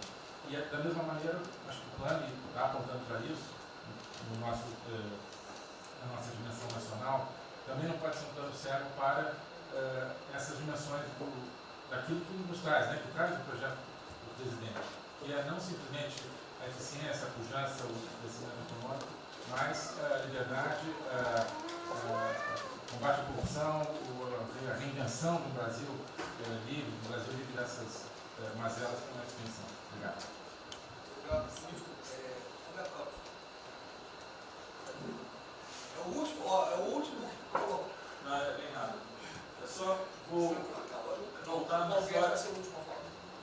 contar aqui uma história breve, que é lembrar que no fim do governo Dilma a taxa de juros era 14,5%, a curta, mas a taxa longa era 20%. E aí quando a gente olha o que aconteceu e o que proporcionou a taxa de juros cair, é interessante, porque teve um dia, 18 de agosto, saiu uma manchete no jornal que todos os elementos apontavam que ia ter o teto de gastos. Naquele dia, a curva de juros começou a cair, e foi quando depois o presidente do Banco Central anterior começou a cair os juros. Ele caiu os juros até o nível de 6,5, estabilizou, teve a incerteza das eleições, com a incerteza do PT poder voltar, a taxa piorou. Depois, curiosamente, quando o mercado entendeu que ia ter a Previdência, foi quando abriu espaço para colocar os juros novamente. Então, a razão dos juros ter ido de 14,5, 15, 20 para o que está hoje foi o fato da sociedade do mercado ter entendido que o governo ia ter disciplina em relação às contas públicas. Isso a gente não pode esquecer. Tá? Me permite, Roberto, então você está dizendo aí que não só a Selic tem como uma taxa longa, nós devemos basicamente a PEC do teto, é isso? Isso. Estou dizendo exatamente isso. E depois também a Previdência. Então, dito isso, eu acho que é importante a gente passar essa mensagem. Um outro tema só, aí em relação ao plano, 3 pontos só que eu acho importantes. A gente tem feito reuniões entre os banqueiros centrais de vários países do mundo, quase todas as semanas. Eu acho que tem 3 pontos que são importantes. Primeiro, existe um consenso hoje que o mundo privado está com muito medo de tomar risco. Então, que não vai ter como ter uma saída rápida sem que o governo não entre de alguma forma tomando risco. Porque o mundo privado está com medo de tomar risco pelo fator medo. Que é o fator que o doutor mencionou, que eu acho que é muito importante. Se amanhã você permitir todo mundo no estádio de futebol com o jogo, será que todo mundo vai sair de casa e vai? Qual é o fator medo? E o fator medo é interessante, porque quanto mais informação você tem, mais medo você tem. Porque a mídia joga medo. Então você tem hoje uma classe mais alta que tem mais medo que a classe mais baixa, exatamente porque eles têm mais acesso à informação e a informação enviesada. Então, o primeiro ponto é esse como tomar risco. O segundo ponto rápido é um tema que eu acho que está muito crescendo também, crescendo bastante, que é a análise, que a gente chama de análise intertemporal. Quando você faz uma ajuda, quando o governo faz um gasto, geralmente acontece 2 coisas. Ou você bota fundo perdido, ou seja, esse gasto não vale nada, e aí vai ter um reflexo na economia, na taxa de juros, ou as pessoas exageram falando esse gasto vai ser multiplicador. Provavelmente não é nenhuma coisa nem outra. O que eu acho que falta de analisar os gastos do governo é o quanto desse gasto que eu recupero lá na frente, via preservar empregos, via manter uma empresa viva, que ia morrer. Então, eu acho que falta análise completa do gasto. O gasto nunca é fundo perdido. Também ele nunca é muito multiplicador, ele é um meio do caminho de uma coisa e outra. E o que eu acho que falta é a análise de eu vou gastar tanto e esse gasto vai ter essa efetividade. Por exemplo, existe uma percepção do mercado que dinheiro para governador e prefeito é dinheiro jogado fora. Pode ser que seja mentira, mas existe essa percepção hoje. E tem vários vídeos rodando por aí, os senhores devem ter visto, de que o dinheiro vai para a prefeitura e não vai parar, porque vai em bem intangível, que é difícil de controlar. Vai em programa que a pessoa nunca tem como monitorar. Então, acho que é importante esse tema de fazer essa análise intertemporal e ver realmente qual é a eficiência do gasto. E por último, último ponto, conversando com investidores, a gente tem feito isso, inclusive nós fizemos uma conversa, 2 bancos centrais com investidores, inclusive de infraestrutura, e o problema principal que aparece em toda a conversa no Brasil, do investidor privado, é que no passado, toda vez que o investidor privado entrou, teve muita sacanagem. O tema da governança é super importante. Então, eu estava conversando com o Marinho, a coisa mais importante desse projeto, na minha opinião, é garantir que a governança é boa. O investidor privado ter certeza que ele vai estar junto com o governo, ou ele vai estar em grande parte tomando risco, às vezes o governo vai tomar um pouquinho, mas que é uma coisa que ele não precisa se preocupar na frente da governança. E o jeito de melhorar a governança é colocar agentes internacionais que fazem governança mundial. A gente conversou um pouco sobre isso. Só isso. Obrigado. Obrigado. Ministra Damares, por favor. Perdão, Marcelo já falou? Não. Ministra Damares. Ministro, parabéns pela ideia, mas eu preciso lembrar, e eu preciso fazer sempre isso para que a gente não perca o foco, a questão de valores, ministro. Esse governo tem um pilar dos valores. Não se pode construir nada neste governo sem a gente trazer valores.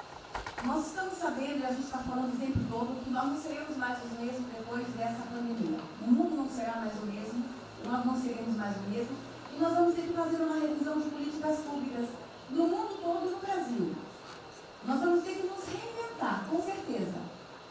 Neste momento, o que nós estamos vendo aqui no nosso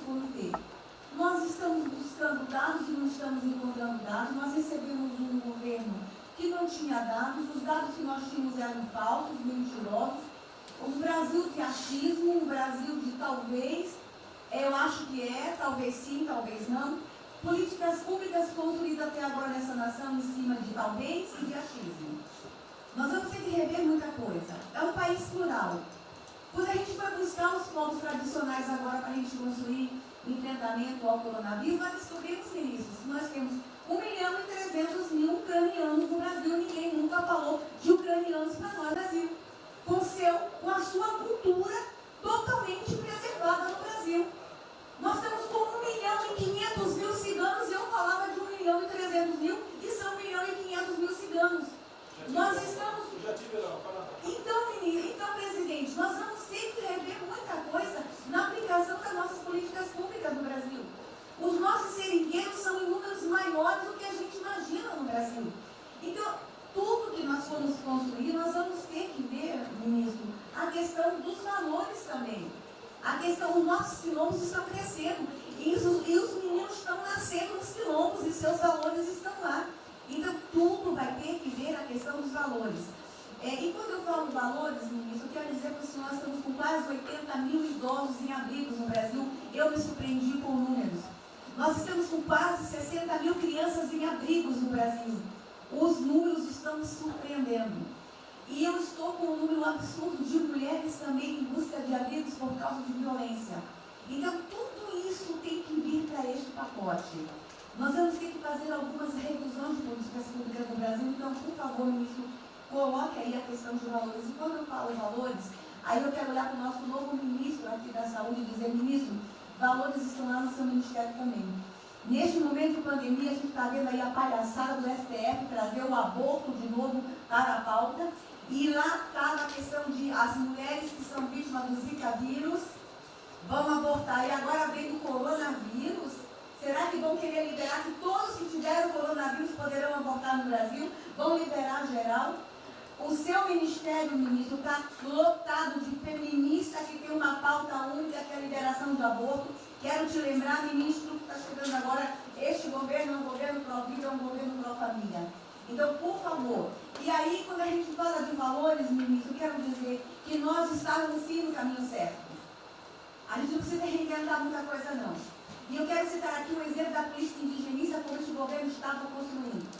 Todo mundo começou a dizer, a esquerda começou a falar, que o coronavírus iria dizimar os povos indígenas no Brasil. O primeiro óbito, dia 12 de abril, sabe o que é isso? A forma como nós estávamos conduzindo a política indígena no Brasil. Primeiro óbito, dia 12 de abril. E eu fui lá para a Amazônia, em Roraima, junto com o presidente da FUNAI e o secretário nacional de saúde indígena, para acompanhar o primeiro óbito. A forma como a gente conduziu deu muito certo. Vamos ter que melhorar? Vamos ter que melhorar. E por que nós fomos lá, presidente? Porque nós recebemos a notícia que haveria contaminação criminosa em Roraima, em Amazônia, de propósito, em índios, para dizimar aldeias e povos inteiros para colocar nas costas do presidente Bolsonaro. Eu tive que ir para lá com o presidente da FUNAI e me reunir com os generais da região e o superintendente da Polícia Federal para a gente fazer uma ação ali meio que sigilosa. Porque eles precisavam matar mais índio para dizer que a nossa política não estava dando certo. Então, o que a gente estava fazendo estava dando certo, o que nós estamos fazendo está dando certo. Então, aqui, general, todo o nosso trabalho que envolve políticas de valores precisa estar aqui no Pró-Brasil. E aí, presidente, só para encerrar, eu quero dizer para o senhor que a sua angústia tem razão de ser. Nunca houve tanta violação de direitos no Brasil como neste período. Direitos fundamentais foram violados. No nosso Disque 100 tem mais de 5.000 registros, ministros, de violação de direitos humanos.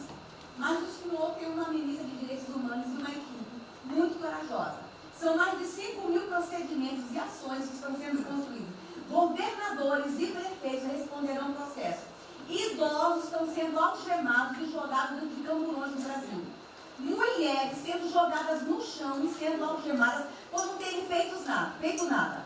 Nós estamos vendo padres sendo multados em R$90.000 porque estavam indo da igreja com 2 fiéis.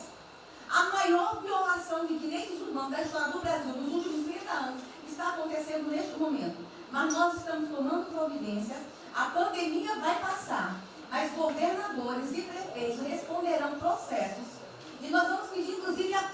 reunião de governadores e prefeitos. E nós estamos subindo o tom.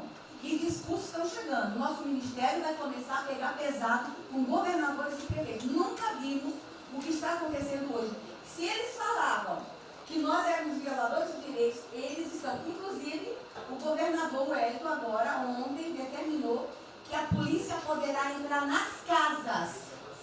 Vocês não imaginam o que ele vai fazer. Poderá entrar assinou. A polícia poderá entrar na casa sem mandato. Então, assim, as maiores violações estão acontecendo nesses dias. Então, nós estamos fazendo enfrentamento, mais de 5 procedimentos. O nosso Ministério já tomou iniciativa e nós estamos subindo, inclusive, a prisão de alguns governadores. Então, está aí algumas respostas. Valores. Posso por favor. Valores. Posso falar? Pode falar. Vamos ver mais. Houve aqui uma apresentação, uma representação do ministro Paulo Guedes, que a senhora vai receber mais dinheiro. Obrigada. Ministro Marcelo, obrigado, vou ser bem breve também. Primeiro, parabenizar o ministro Braga Neto pelo... Eu queria só deixar uma coisa seguinte, eu fico bem, cara.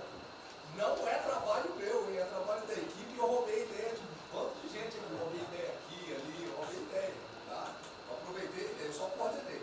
Um cronograma importante do projeto, obviamente, todos os ministérios, como o Ministério do Turismo, também já estão finalizando até amanhã esse programa de retomada.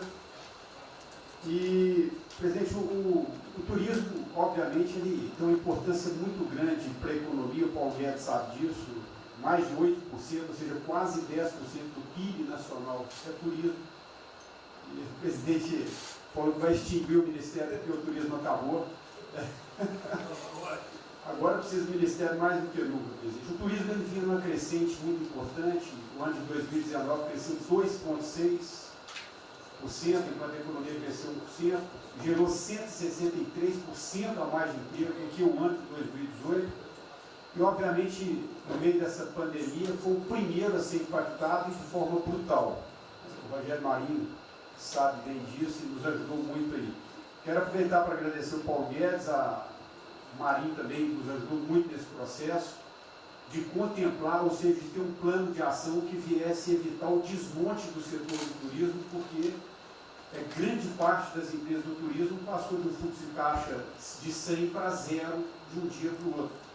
Então, ações como a suspensão de contrato de trabalho, o ministro Moro também agradeço, teve uma ação fundamental para o setor, que foi uma medida provisória que contemplasse ambas as partes, tanto o consumidor quanto as empresas, através da Senacom, o que impediu judicializações em massa, porque aquela pessoa que comprou o ingresso de um show ou um pacote turístico, ela, se fosse para cima das empresas ainda para pedir o reembolso de imediato, isso seria catastrófico, geraria mais desemprego ainda. Então, essa medida provisória garantiu que as empresas pudessem ter um fôlego, um prazo aí de até 12 meses para fazer esse reembolso. Um terceiro ponto foi a questão dos créditos, que está terminando de ser fechado junto ao BNDES. Agradeço muito aí também o Montesano, a Caixa Econômica também, o Pedro, o ministro Paulo Guedes, que o entrave maior estava na questão das garantias, mas a gente está conseguindo finalizar esse modelo de crédito para contemplar a todos, desde o MEI ao micro, pequeno, médio, o grande empresário no Brasil do setor turístico. O setor, presidente, ficou muito feliz, se sentindo contemplado com todas essas ações e medidas por parte do governo federal. O setor do turismo no Brasil fizeram cartas com as principais associações agradecendo a postura do governo federal em relação a isso. Eu quero, presidente, falar um assunto aqui que talvez seja muito polêmico, mas eu acho que é importante esse debate nesse momento. Aí eu falo também para a ministra Damares, que eu sei que é uma pauta muito sensível também a ela, que é a questão, presidente, porque o Ministério do Turismo agora tem que ter um planejamento, um plano de atração de investimentos, que é o que gera emprego, renda, é o que ajuda, obviamente, a economia do Brasil. E para isso, presidente, eu acredito que é um momento propício nesse planejamento da retomada discutir os resorts integrados. Não é legalização de jogos, não é bingo, não é caça-níquel, são resorts integrados. Obviamente, presidente, uma pauta precisa de ser construída, ainda mais estou olhando para um cara que veio para mim. A pauta precisa de ser construída com as bancadas da Câmara, tanto a evangélica quanto a católica, mostrando ou desmistificando vários mitos que giram em torno disso. Não sei se o ministro Paulo Guedes concorda.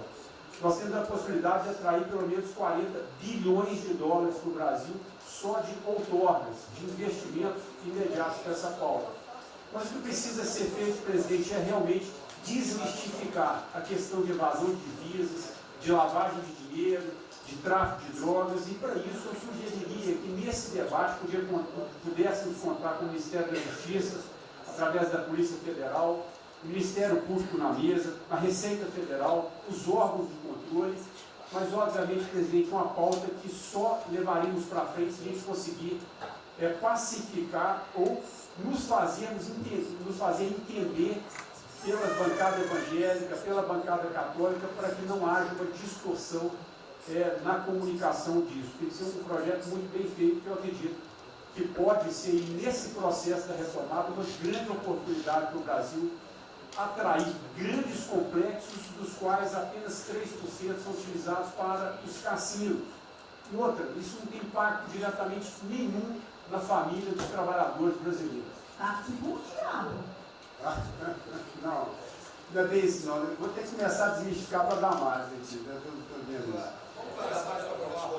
Então, presidente, aqui, não estou dizendo que a gente tem que colocar isso como um projeto de governo, obviamente, mas abrir esse debate em torno dos resorts integrados. E para finalizar, presidente, o ministro Nelson, prazer estar aqui com o senhor a primeira vez, a gente fez um projeto muito bem elaborado, né, dentro do comitê de operações, que visa fazer com que os hotéis possam abrigar os profissionais de saúde, e só os profissionais de saúde. A questão do anterior do Ministério, por 2 vezes eu mandei a mensagem, não se manifestou, não se interessou, mas eu acredito que é um projeto que pode, sobretudo, trazer para o governo federal uma boa visibilidade dessa preocupação de quem está na linha de frente de combate, que são os profissionais de saúde. Visando 2 coisas, eu já vou terminar. É, primeiro, melhorar essa logística do profissional de saúde, que sempre tem um hotel próximo ao hospital, aos hospitais, e também a preservação da família desses profissionais, mostrando, obviamente, a sensibilidade do presidente Jair Bolsonaro na preocupação com essas vidas desses profissionais. Obrigado. Parece que é hoje, às 16 horas. Hoje, então, é uma reunião marcada para a gente discutir isso aí. Obrigado. Saúde e turismo. Penúltimo debatedor, o ministro Weintraub. Obrigado. Em 3 anos eu... Obrigado. Em 3 anos, através do Onix, eu conheci o presidente. Nesses 3 anos eu não pedi uma única conselho, não tentei promover minha carreira, me ferrei na física, ameaça de morte, na universidade, e o que me fez, naquele momento, embarcar junto, era a luta pela liberdade. Eu não quero ser escravo nesse país, e acabar com essa porcaria que é Brasília. Isso aqui é um campo de corrupção, de privilégio.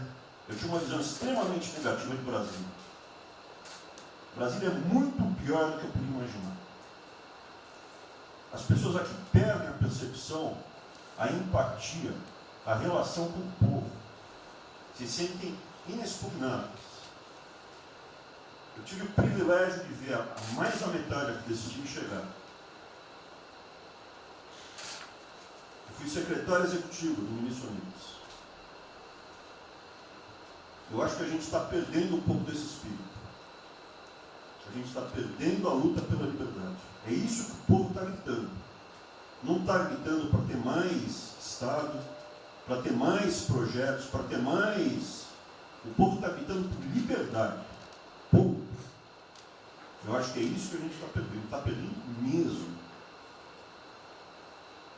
O povo está querendo ver o que me trouxe até aqui. Eu, por mim, botava esses vagabundos todos na cadeia, começando no STF. E é isso que me choca. É só isso, presidente. Eu realmente acho que toda essa discussão de vamos fazer isso, vamos fazer aquilo, eu vi muitos ministros que chegaram, foram embora. Eu percebo que tem muita gente com agenda própria. Eu percebo que tem, assim, tem um jogo que é jogado aqui, mas eu não vim para jogar o jogo. Eu vim aqui para lutar. E eu luto e me ferro. Eu estou com um monte de processo aqui no Comitê de Ética da Presidência. Eu sou o único que levou processo. É um absurdo o que está acontecendo aqui no Brasil. A gente está conversando com quem a gente tinha que lutar. A gente não está sendo duro bastante contra os privilégios, contra o tamanho do Estado. E eu realmente estou aqui de peito aberto, como vocês sabem disso. Levo tiro, odeio o Partido Comunista. Que está querendo transformar a gente numa colônia. Esse país não é. Odeio o termo povos indígenas, odeio esse termo, odeio. Povos ciganos, só tem um povo nesse país. Quer, não quer sangue ré. É povo brasileiro, só tem um povo. Pode ser preto, pode ser branco, pode ser japonês, pode ser descendente de índio, mas tem que ser brasileiro, pô. Acabar com esse negócio de povos e privilégios. Só pode ter um povo. Não pode ter ministro que acha que é melhor do que o povo, do que o cidadão. É um absurdo, a gente chegou até aqui.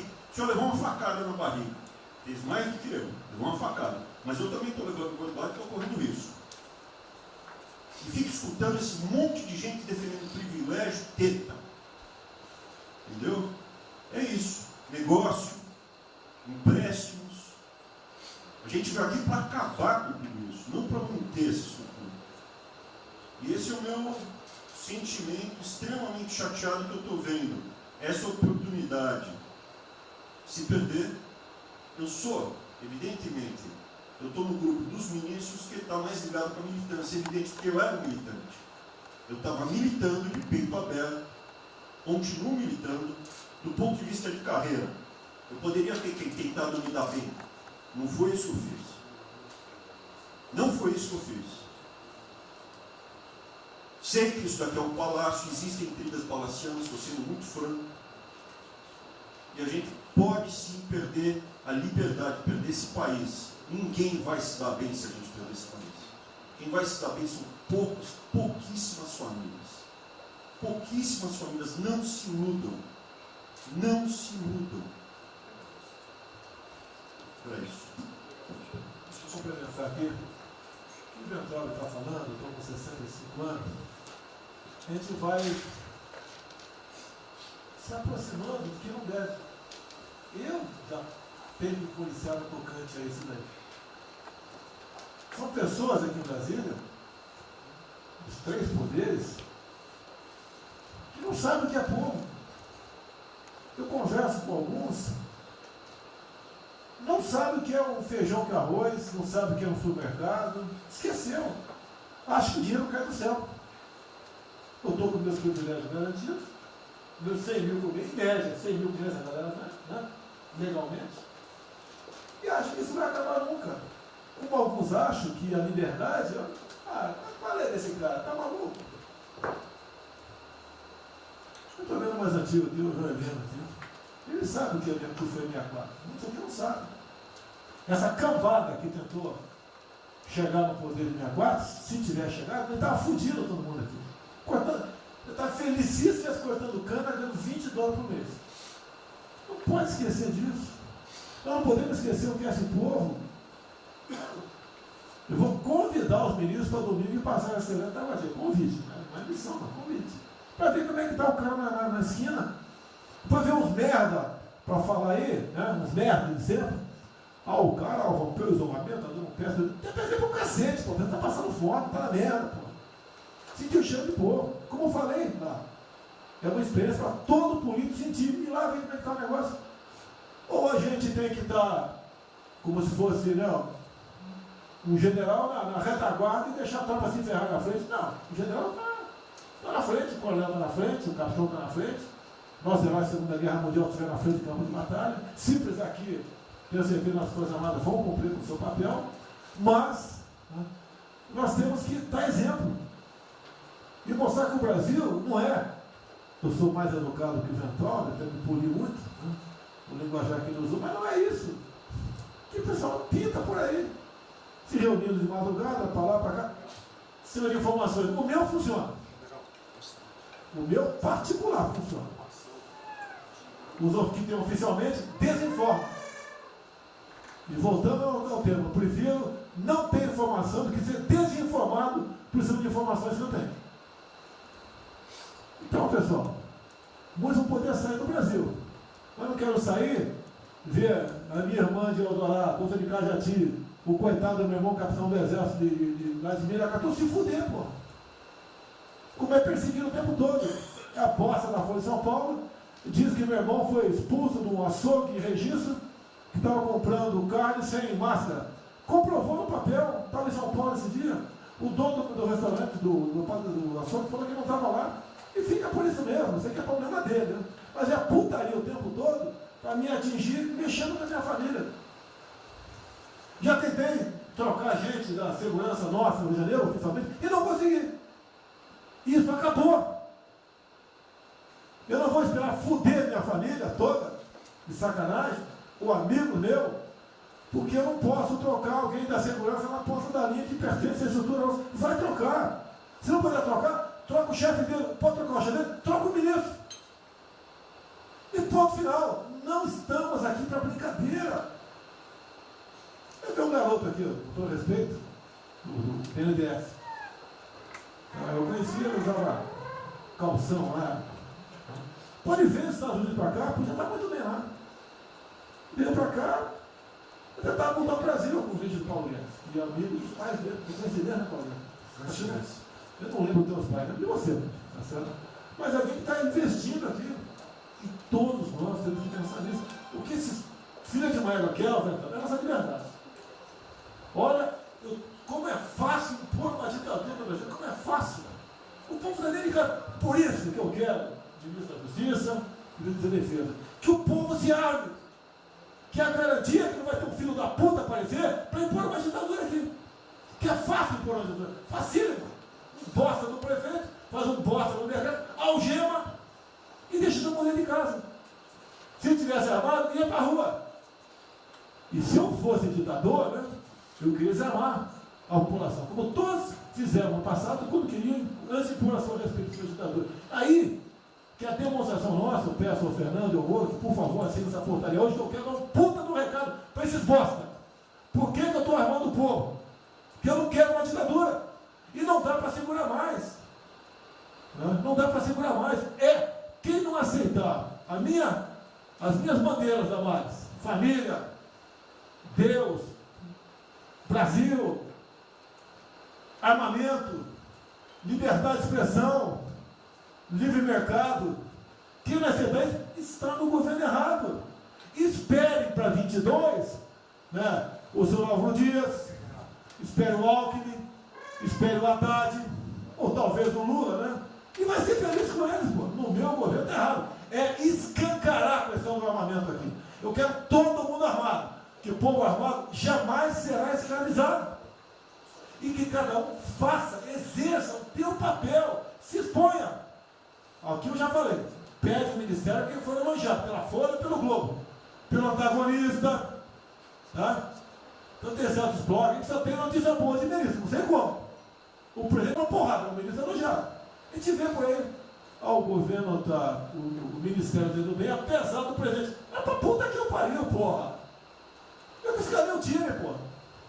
Trocamos o time, espero trocar mais ninguém, espero. Mas nós temos que, na linha do Van Traub, de forma mais educada um pouquinho, se preocupar com isso. Que os caras querem é a nossa hemorroida, é a nossa liberdade.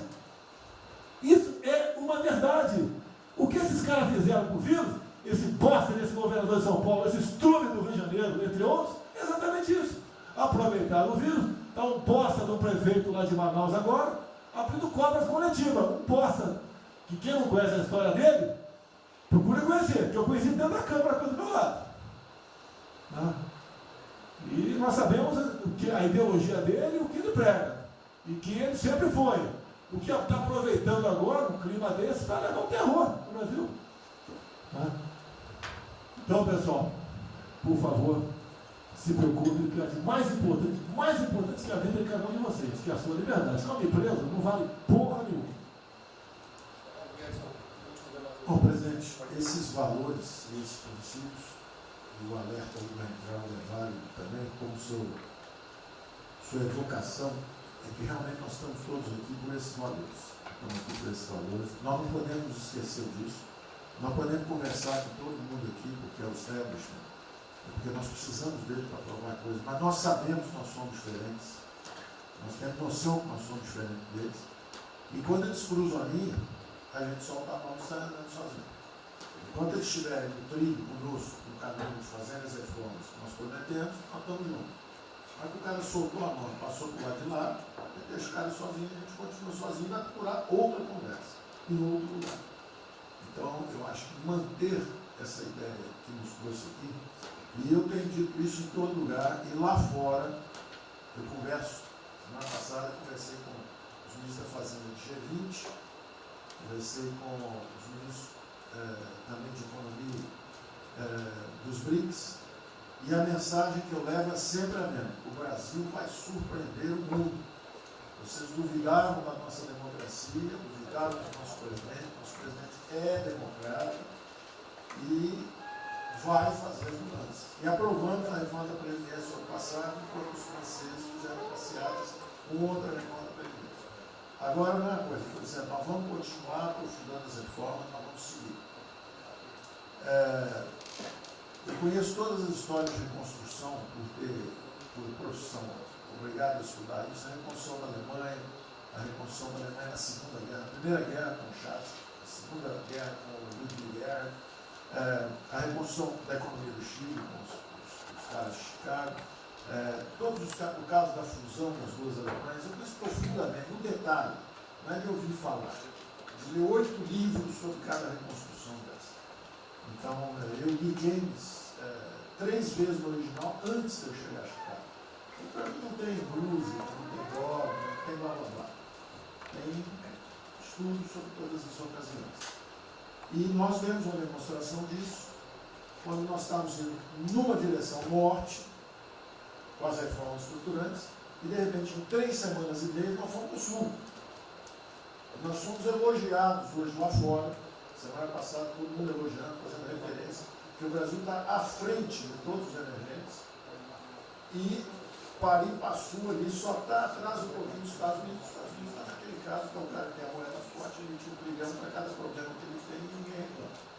Fizemos vários programas antes dos alemães, vários programas antes dos ingleses, vários programas, de todo tipo. Então, se não existe algo aqui, é dogma. Existe capacidade de trabalho com um grupo extraordinário que eu tenho. Então, nós atacamos em todas as direções. Primeiro, o campus foi lá e reduziu os compulsórios em 200 milhões. Logo depois, nós não tínhamos espaço constitucional, fizemos antecipações de benefícios e diferimento de impostos, porque não tinha espaço constitucional. Logo depois, tivemos espaço pelo Supremo e pelo Congresso. Entramos nas constitucionais, gastamos 300 e poucos bilhões, que não é muito. Tem uma ideia, o último déficit do governo Temer foi 160. Nós gastamos 300. Não gastamos tanto assim, mas atingimos 50 milhões de brasileiros, como diz lá o Pedro. 70 milhões de brasileiros. Lançando essa camada para os mais frágeis, pegamos os idosos, pegamos as empresas, microcrédito, depois de 0 a 360 mil, depois de 360 a 10 milhões. Montamos um comitê de bancos, estamos lá com o Montezano agora fazendo justamente a reestruturação. Não vai ter molezinha para a empresa aérea, para nada disso. É dinheiro que nós vamos botar usando a melhor tecnologia financeira lá de fora. Nós vamos botar dinheiro, vai dar certo, nós vamos ganhar dinheiro. Nós vamos ganhar dinheiro, usando recursos públicos, para salvar grandes companhias. Agora nós vamos perder dinheiro salvando empresas pequenininhas. Então nós estamos fazendo tudo by the book direitinho. Na conversa com os ministros da Fazenda lá de fora, eu disse que nós estamos com um déficit extraordinariamente alto esse ano, da mesma forma que eles, está todo mundo na mesma direção, só que nós caímos no chão, dá uma confusão, tiro, porrada e bomba, mas nós não perdemos a busca. A gente cai, levanta e sai para onde nós temos que ir. Nós não vamos perder a busca. Nós sabemos dos valores, sabemos dos princípios, sabemos o que nós estamos defendendo. Estamos defendendo liberdade, liberdade econômica, liberdade política. Nós sabemos o que nós estamos defendendo. E estamos agora, no meio dessa confusão, derrubando a última torre do inimigo. Uma coisa é que nós vamos fazer a reconstrução e a nossa transformação econômica. A outra coisa são as torres do inimigo que a gente tinha que derrubar. Uma era excesso de gasto com a Previdência, derrubamos assim quebrando. A segunda torre era os juros estão descendo e vão descer mais ainda. O Campos tem o mapa já, estamos descendo. Então, para ter uma ideia, o ano passado, para esse ano, 120 bilhões a menos de juros. Um plano marcha por ano, sem de juros a menos. Então nós sabemos, e é nessa confusão toda, todo mundo está achando que estão distraídos, abraçaram a gente, enrolaram com a gente, nós já botamos a granada no bolso do inimigo. 2 anos sem aumento de salário. Era a terceira toda que nós tínhamos que derrubar. Nós vamos derrubar agora também. Isso vai nos dar tranquilidade de ir até o final. Não tem jeito de fazer um impeachment se a gente tiver com as contas arrumadas, tudo indica. Não tem jeito, não tem jeito. E o presidente está no ponto futuro. Porque o presidente falou assim, tudo bem, tem a primeira onda que é a da saúde, mas tem a segunda que é da economia. E uma vem agarrada com a outra. Nós estamos ainda tentando sair da primeira, a segunda já está querendo bater. Eu ainda acho que nós estamos preservando os sinais vitais da economia brasileira. Ela, para mim, ainda é um urso hibernando. Baixa sua energia para zero, consumo de energia para quase zero, só respira. Mas quando você sai da luta, você sai para comer o primeiro bicho não passar, você tem força. Nós não podemos deixar isso graças à super safra da nossa Tereza, à logística do Tarcísio, a comida está chegando, as exportações estão subindo, a China é aquele cara que você sabe que você tem que aguentar, porque para vocês terem uma ideia, para cada $1 que a gente exporta para os Estados Unidos, exporta 3 para a China. Você sabe que ele é diferente de você sabe que geopoliticamente você está do lado de cá. Agora você sabe o seguinte, não deixa jogar fora aquilo ali não, porque aquilo ali é comida nossa, né? Estamos exportando para aqueles caras. Não vamos vender para eles, é um político nosso. Mas vamos vender a nossa soja para eles. Isso a gente pode vender à vontade. Eles vão comer. Eles vão comer. A Índia também vai precisar comer. Vai ser o trading da água. Eles vão dizer que é a melhor trading da água. Um dia alguém comentou comigo, acho que foi o Campos, não foi, Campos? Foi. É o trading da água. Quer dizer, os caras precisam de alimento, não tem água, nós temos muito mais água que eles têm. Então eles vão ter que abrir mão da agricultura para fazer outras coisas e nós vamos poder exportar para eles também. Então nós temos um mapa de voo bom, nós temos uma equipe jovem, preparada, todo mundo trabalhando junto, e nós não vamos perder o rumo, nós não podemos perder o rumo. Então vai ter muita conversa, vamos para cá, vamos para lá, vamos fazer isso, vamos fazer aquilo, não vamos perder o rumo não. Pode dar vestimento, bota perucadora, passa batom vermelho, faz uma opção de coisa que for necessária politicamente, mas não vão perder o rumo econômico, não, nós sabemos onde nós estamos indo. Então, eu estou só dando uma mensagem de tranquilidade para todo mundo aqui, que é o seguinte, nós não estamos fazendo nada exótico, dogmático, nada disso. Nós estamos indo numa direção, fizemos o que o mundo inteiro fez, em 3 semanas e meia, nós fizemos o que o mundo inteiro fez, só que nós não vamos perder o rumo, não. Nós sabemos para onde nós vamos voltar já já. Tá certo? E se o mundo for diferente, nós vamos ter capacidade de adaptação. Por exemplo, eu já tenho conversado com o ministro da Defesa, já conversamos algumas vezes, quantos 200 mil, 300 mil, quantos jovens aprendizes nós podemos absorver nos quartéis brasileiros? 1 milhão? 1 milhão a R$200, que é o Bolsa Família, R$300, o cara de manhã faz calistenia, aprende civil, organização social, como é que é o OSPB, organização social e política, né? Faz ginástica, canta o hino, bate continente de tarde, aprende a ser um cidadão, aprende a ser um cidadão, disciplina, usar o tempo construtivamente, voluntário para fazer estrada, para fazer isso aqui. Sabe quanto custa isso? R$200 por mês, 1 milhão de cada, 200 milhões, pô. Joga 10 meses, 2 bi, isso é nada. Então nós vamos pegar na reconstrução, nós vamos pegar 1 bilhão, 2 bilhões e contrata 1 milhão de jovens aqui. A Alemanha fez isso na reconstrução. Aí você também quer fazer estrada, precisa de 3, 4 milhões a mais, tem um orçamento de 8, toma aqui seus 4 milhões. Isso não faz falta. Não faz falta. Não é isso o problema. A mesma coisa o nosso programa do jogo, lá nos recursos integrados, não tem problema nenhum, são milionários, executivos do mundo inteiro. O cara vem, fazem convenções, olha, o turismo saiu de 5 milhões de Singapura para 30 milhões por ano. O Brasil recebe 6. Uma pequena cidade recebe 30 milhões de turistas. O sonho do presidente de transformar o Rio de Janeiro em Cancún, maior dos reis em Cancún, aquilo ali pode virar um raio. Entendeu? A mesma coisa a Espanha. Espanha recebe 30, 40 milhões de turistas. Isso é uma cidade da Ásia. Macau recebe 26 milhões hoje na China. Só por causa desse negócio. É um centro de negócio. É só maior de idade. O cara entra, deixa a grana lá, que ele ganhou anteontem, ele deixa aquilo lá, bebe, sai feliz da vida. Ele ali não atrapalha ninguém. Ele não atrapalha ninguém. Deixa cada um se fuder.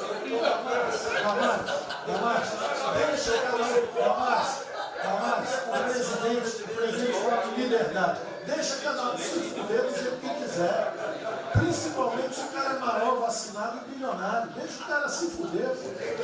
Lá não entra nenhum brasileirinho. Não entra nenhum brasileirinho desprotegido. Se a CGU tiver como controlar a entrada e a saída do dinheiro. Isso, então vamos lá. Se não tiver como lavar dinheiro sujo. Então, só para terminar as observações também finais ali, o Campos falou duas coisas também interessantes. Então, o Campos falou duas coisas interessantes ali. Uma é o seguinte: o estrangeiro para vir para fazer investimento, eu recebi o embaixador, já reportei isso para o presidente, eu recebi o embaixador dos Estados Unidos e ele veio conversar conosco. E a mensagem maior dele era uma só. Assim, olha, nós queremos um bom ambiente de negócio. Nós vamos colocar centenas de bilhões de dólares. O mundo inteiro quer investir no Brasil. Agora nós precisamos de um bom ambiente de negócio. Simplificação de impostos, segurança jurídica, coisa desse tipo. Né? Então, o secretário do Comércio americano, que é o Wilbur Ross, o cara me disse o seguinte: eu só tenho um conselho para vocês. Vamos aderir ao GPA, que é o General Purchasing Agreement, que é o seguinte: é um acordo, nós com a entrada na OECD, nós assinamos esse acordo, e esse acordo diz o seguinte: não pode haver nenhuma compra governamental sem transparência. Acabou. Então não basta a gente fazer isso, quer dizer, não vai fazer concorrência para concessão, privatização. Então nós já estamos na pista certa, já estamos indo na direção certa. Só uma informação sobre isso aí. Eu fiz uma reunião com o pessoal da CDE essa semana, agora foi semana passada, falando do nosso interesse. Eles falaram que já nos consideram da CDE. Sim. Tá? Então os ministérios, estou falando isso porque vários ministérios têm uma pauta a cumprir. Vamos continuar nisso porque vamos dizer, a impressão foi excepcional. Isso, só um dado aqui do OCDE, rapidamente do OCDE, não, o embaixador disse isso, o embaixador disse: nós não podemos perder a oportunidade do presidente está tão próximo aqui. Os nossos dois presidentes estão próximos. Nós não podemos perder essa oportunidade. O presidente da OCDE disse que realmente os Estados Unidos, que era, vamos dizer assim, tinha uma certa objeção, agora já está favorável.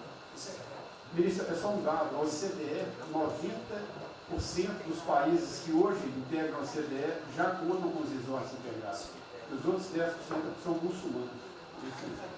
88% tem um ensino domiciliar. Então a gente vai entrar com a MD hoje lá, tá? Vamos escolher. Vamos escolher. Pronto, obrigada.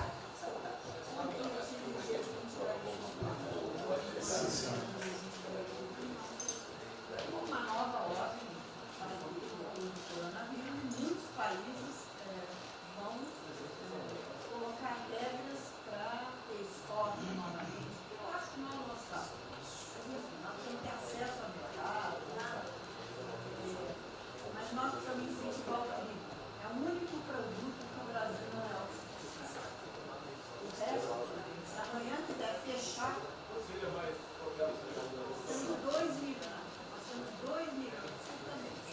Mas nós temos 2 milhões de hectares na linha Mato-Piba, prontos, inclusive com a Embrapa, com variedades super produtivas para poder investir lá. Precisa de dinheiro. Uma última coisa: o dinheiro que volta, financiamento. Nós precisamos baixar os custos. A agricultura não aguenta 9% dos Sobre o Brasil não fala nada, não. O Banco do Brasil não está tudo em cobra. O Banco do Brasil não está tudo em cobra, porque não é privado nem público. Então, se for apertar o Rubem, coitado, ele é super liberal. Mas se apertar ele e falar, bota o juro baixo, eu não posso, senão a turma, os privados, meus minoritários, me apertam. Aí você fala assim, bota o juro alto, eu não posso, porque senão o governo me aperta. O Banco do Brasil é um caso pronto de privatização. É um caso pronto, e a gente não está dando espaço. Só já notou que o BNDES e a Caixa, que são nossos públicos, a gente faz o que a gente quer. O Banco do Brasil não consegue fazer nada, e tem um liberal lá. Então tem que vender essa porra logo.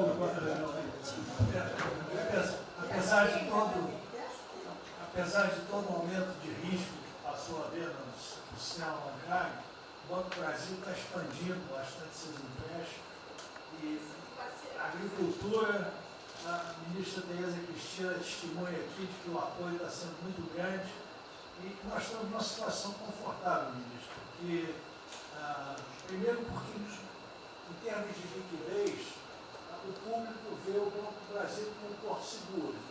Então, nós não estamos tendo problemas que outros bancos estão tendo, de preocupação com a liquidez do banco, com a rigidez do banco. E na nossa formação de resultado, as pessoas físicas não têm um papel preponderante dentro do Banco do Brasil. E nós temos a felicidade, nesse momento, de contar com folhas de pagamento de empresas públicas, das Forças Armadas, né, que em termos relativos estão numa situação mais segura do cidadão comum, que não participa de empresas públicas. Mas só confesse o seu sonho. Confesse o sonho. Confesse o seu sonho. Em relação à privatização... Só em 23 eu confesso agora. Em relação à privatização, eu acho que fica claro que com o BNDES cuidando do desenvolvimento, com a Caixa cuidando da área social, o Banco do Brasil estaria pronto para um programa de privatização. Né? Mas isso a gente pode fazer. Só se discute, só se fala isso em 23. A gente pode fazer um dia um seminário aí, que possa escrever aí.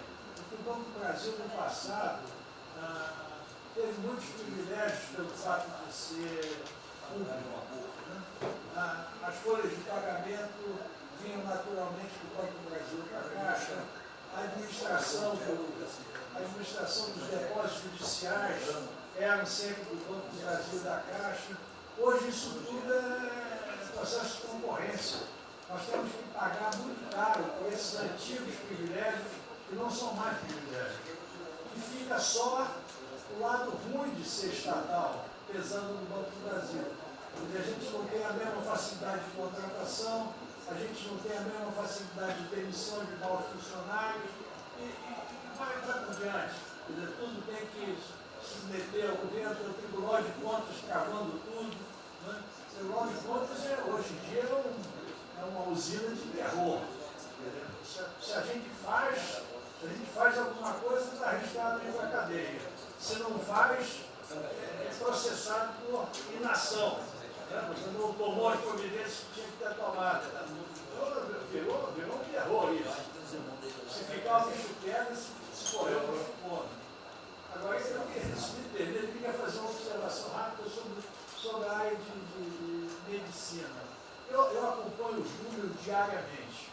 Eu vejo que os óbitos, eles chegaram diários, passaram de 200 durante alguns dias, 4, 5 dias, mais de 200 pessoas sendo mortas. De uns 4, 5 dias para cá, esses óbitos caíram bastante, já não chegam mais na casa dos 200. A minha sensação, de quem não é especialista no negócio, mas que observa os números, é que o tal do pico, o tal famoso pico, que gerava tantas preocupações, a minha sensação é que esse pico já passou. Né? Agora, é que o senhor não viu o número que nós mostramos assim agora, mas isso é outra história. Senhores, sem querer cortar, muito obrigado a todos, porque senão não teria.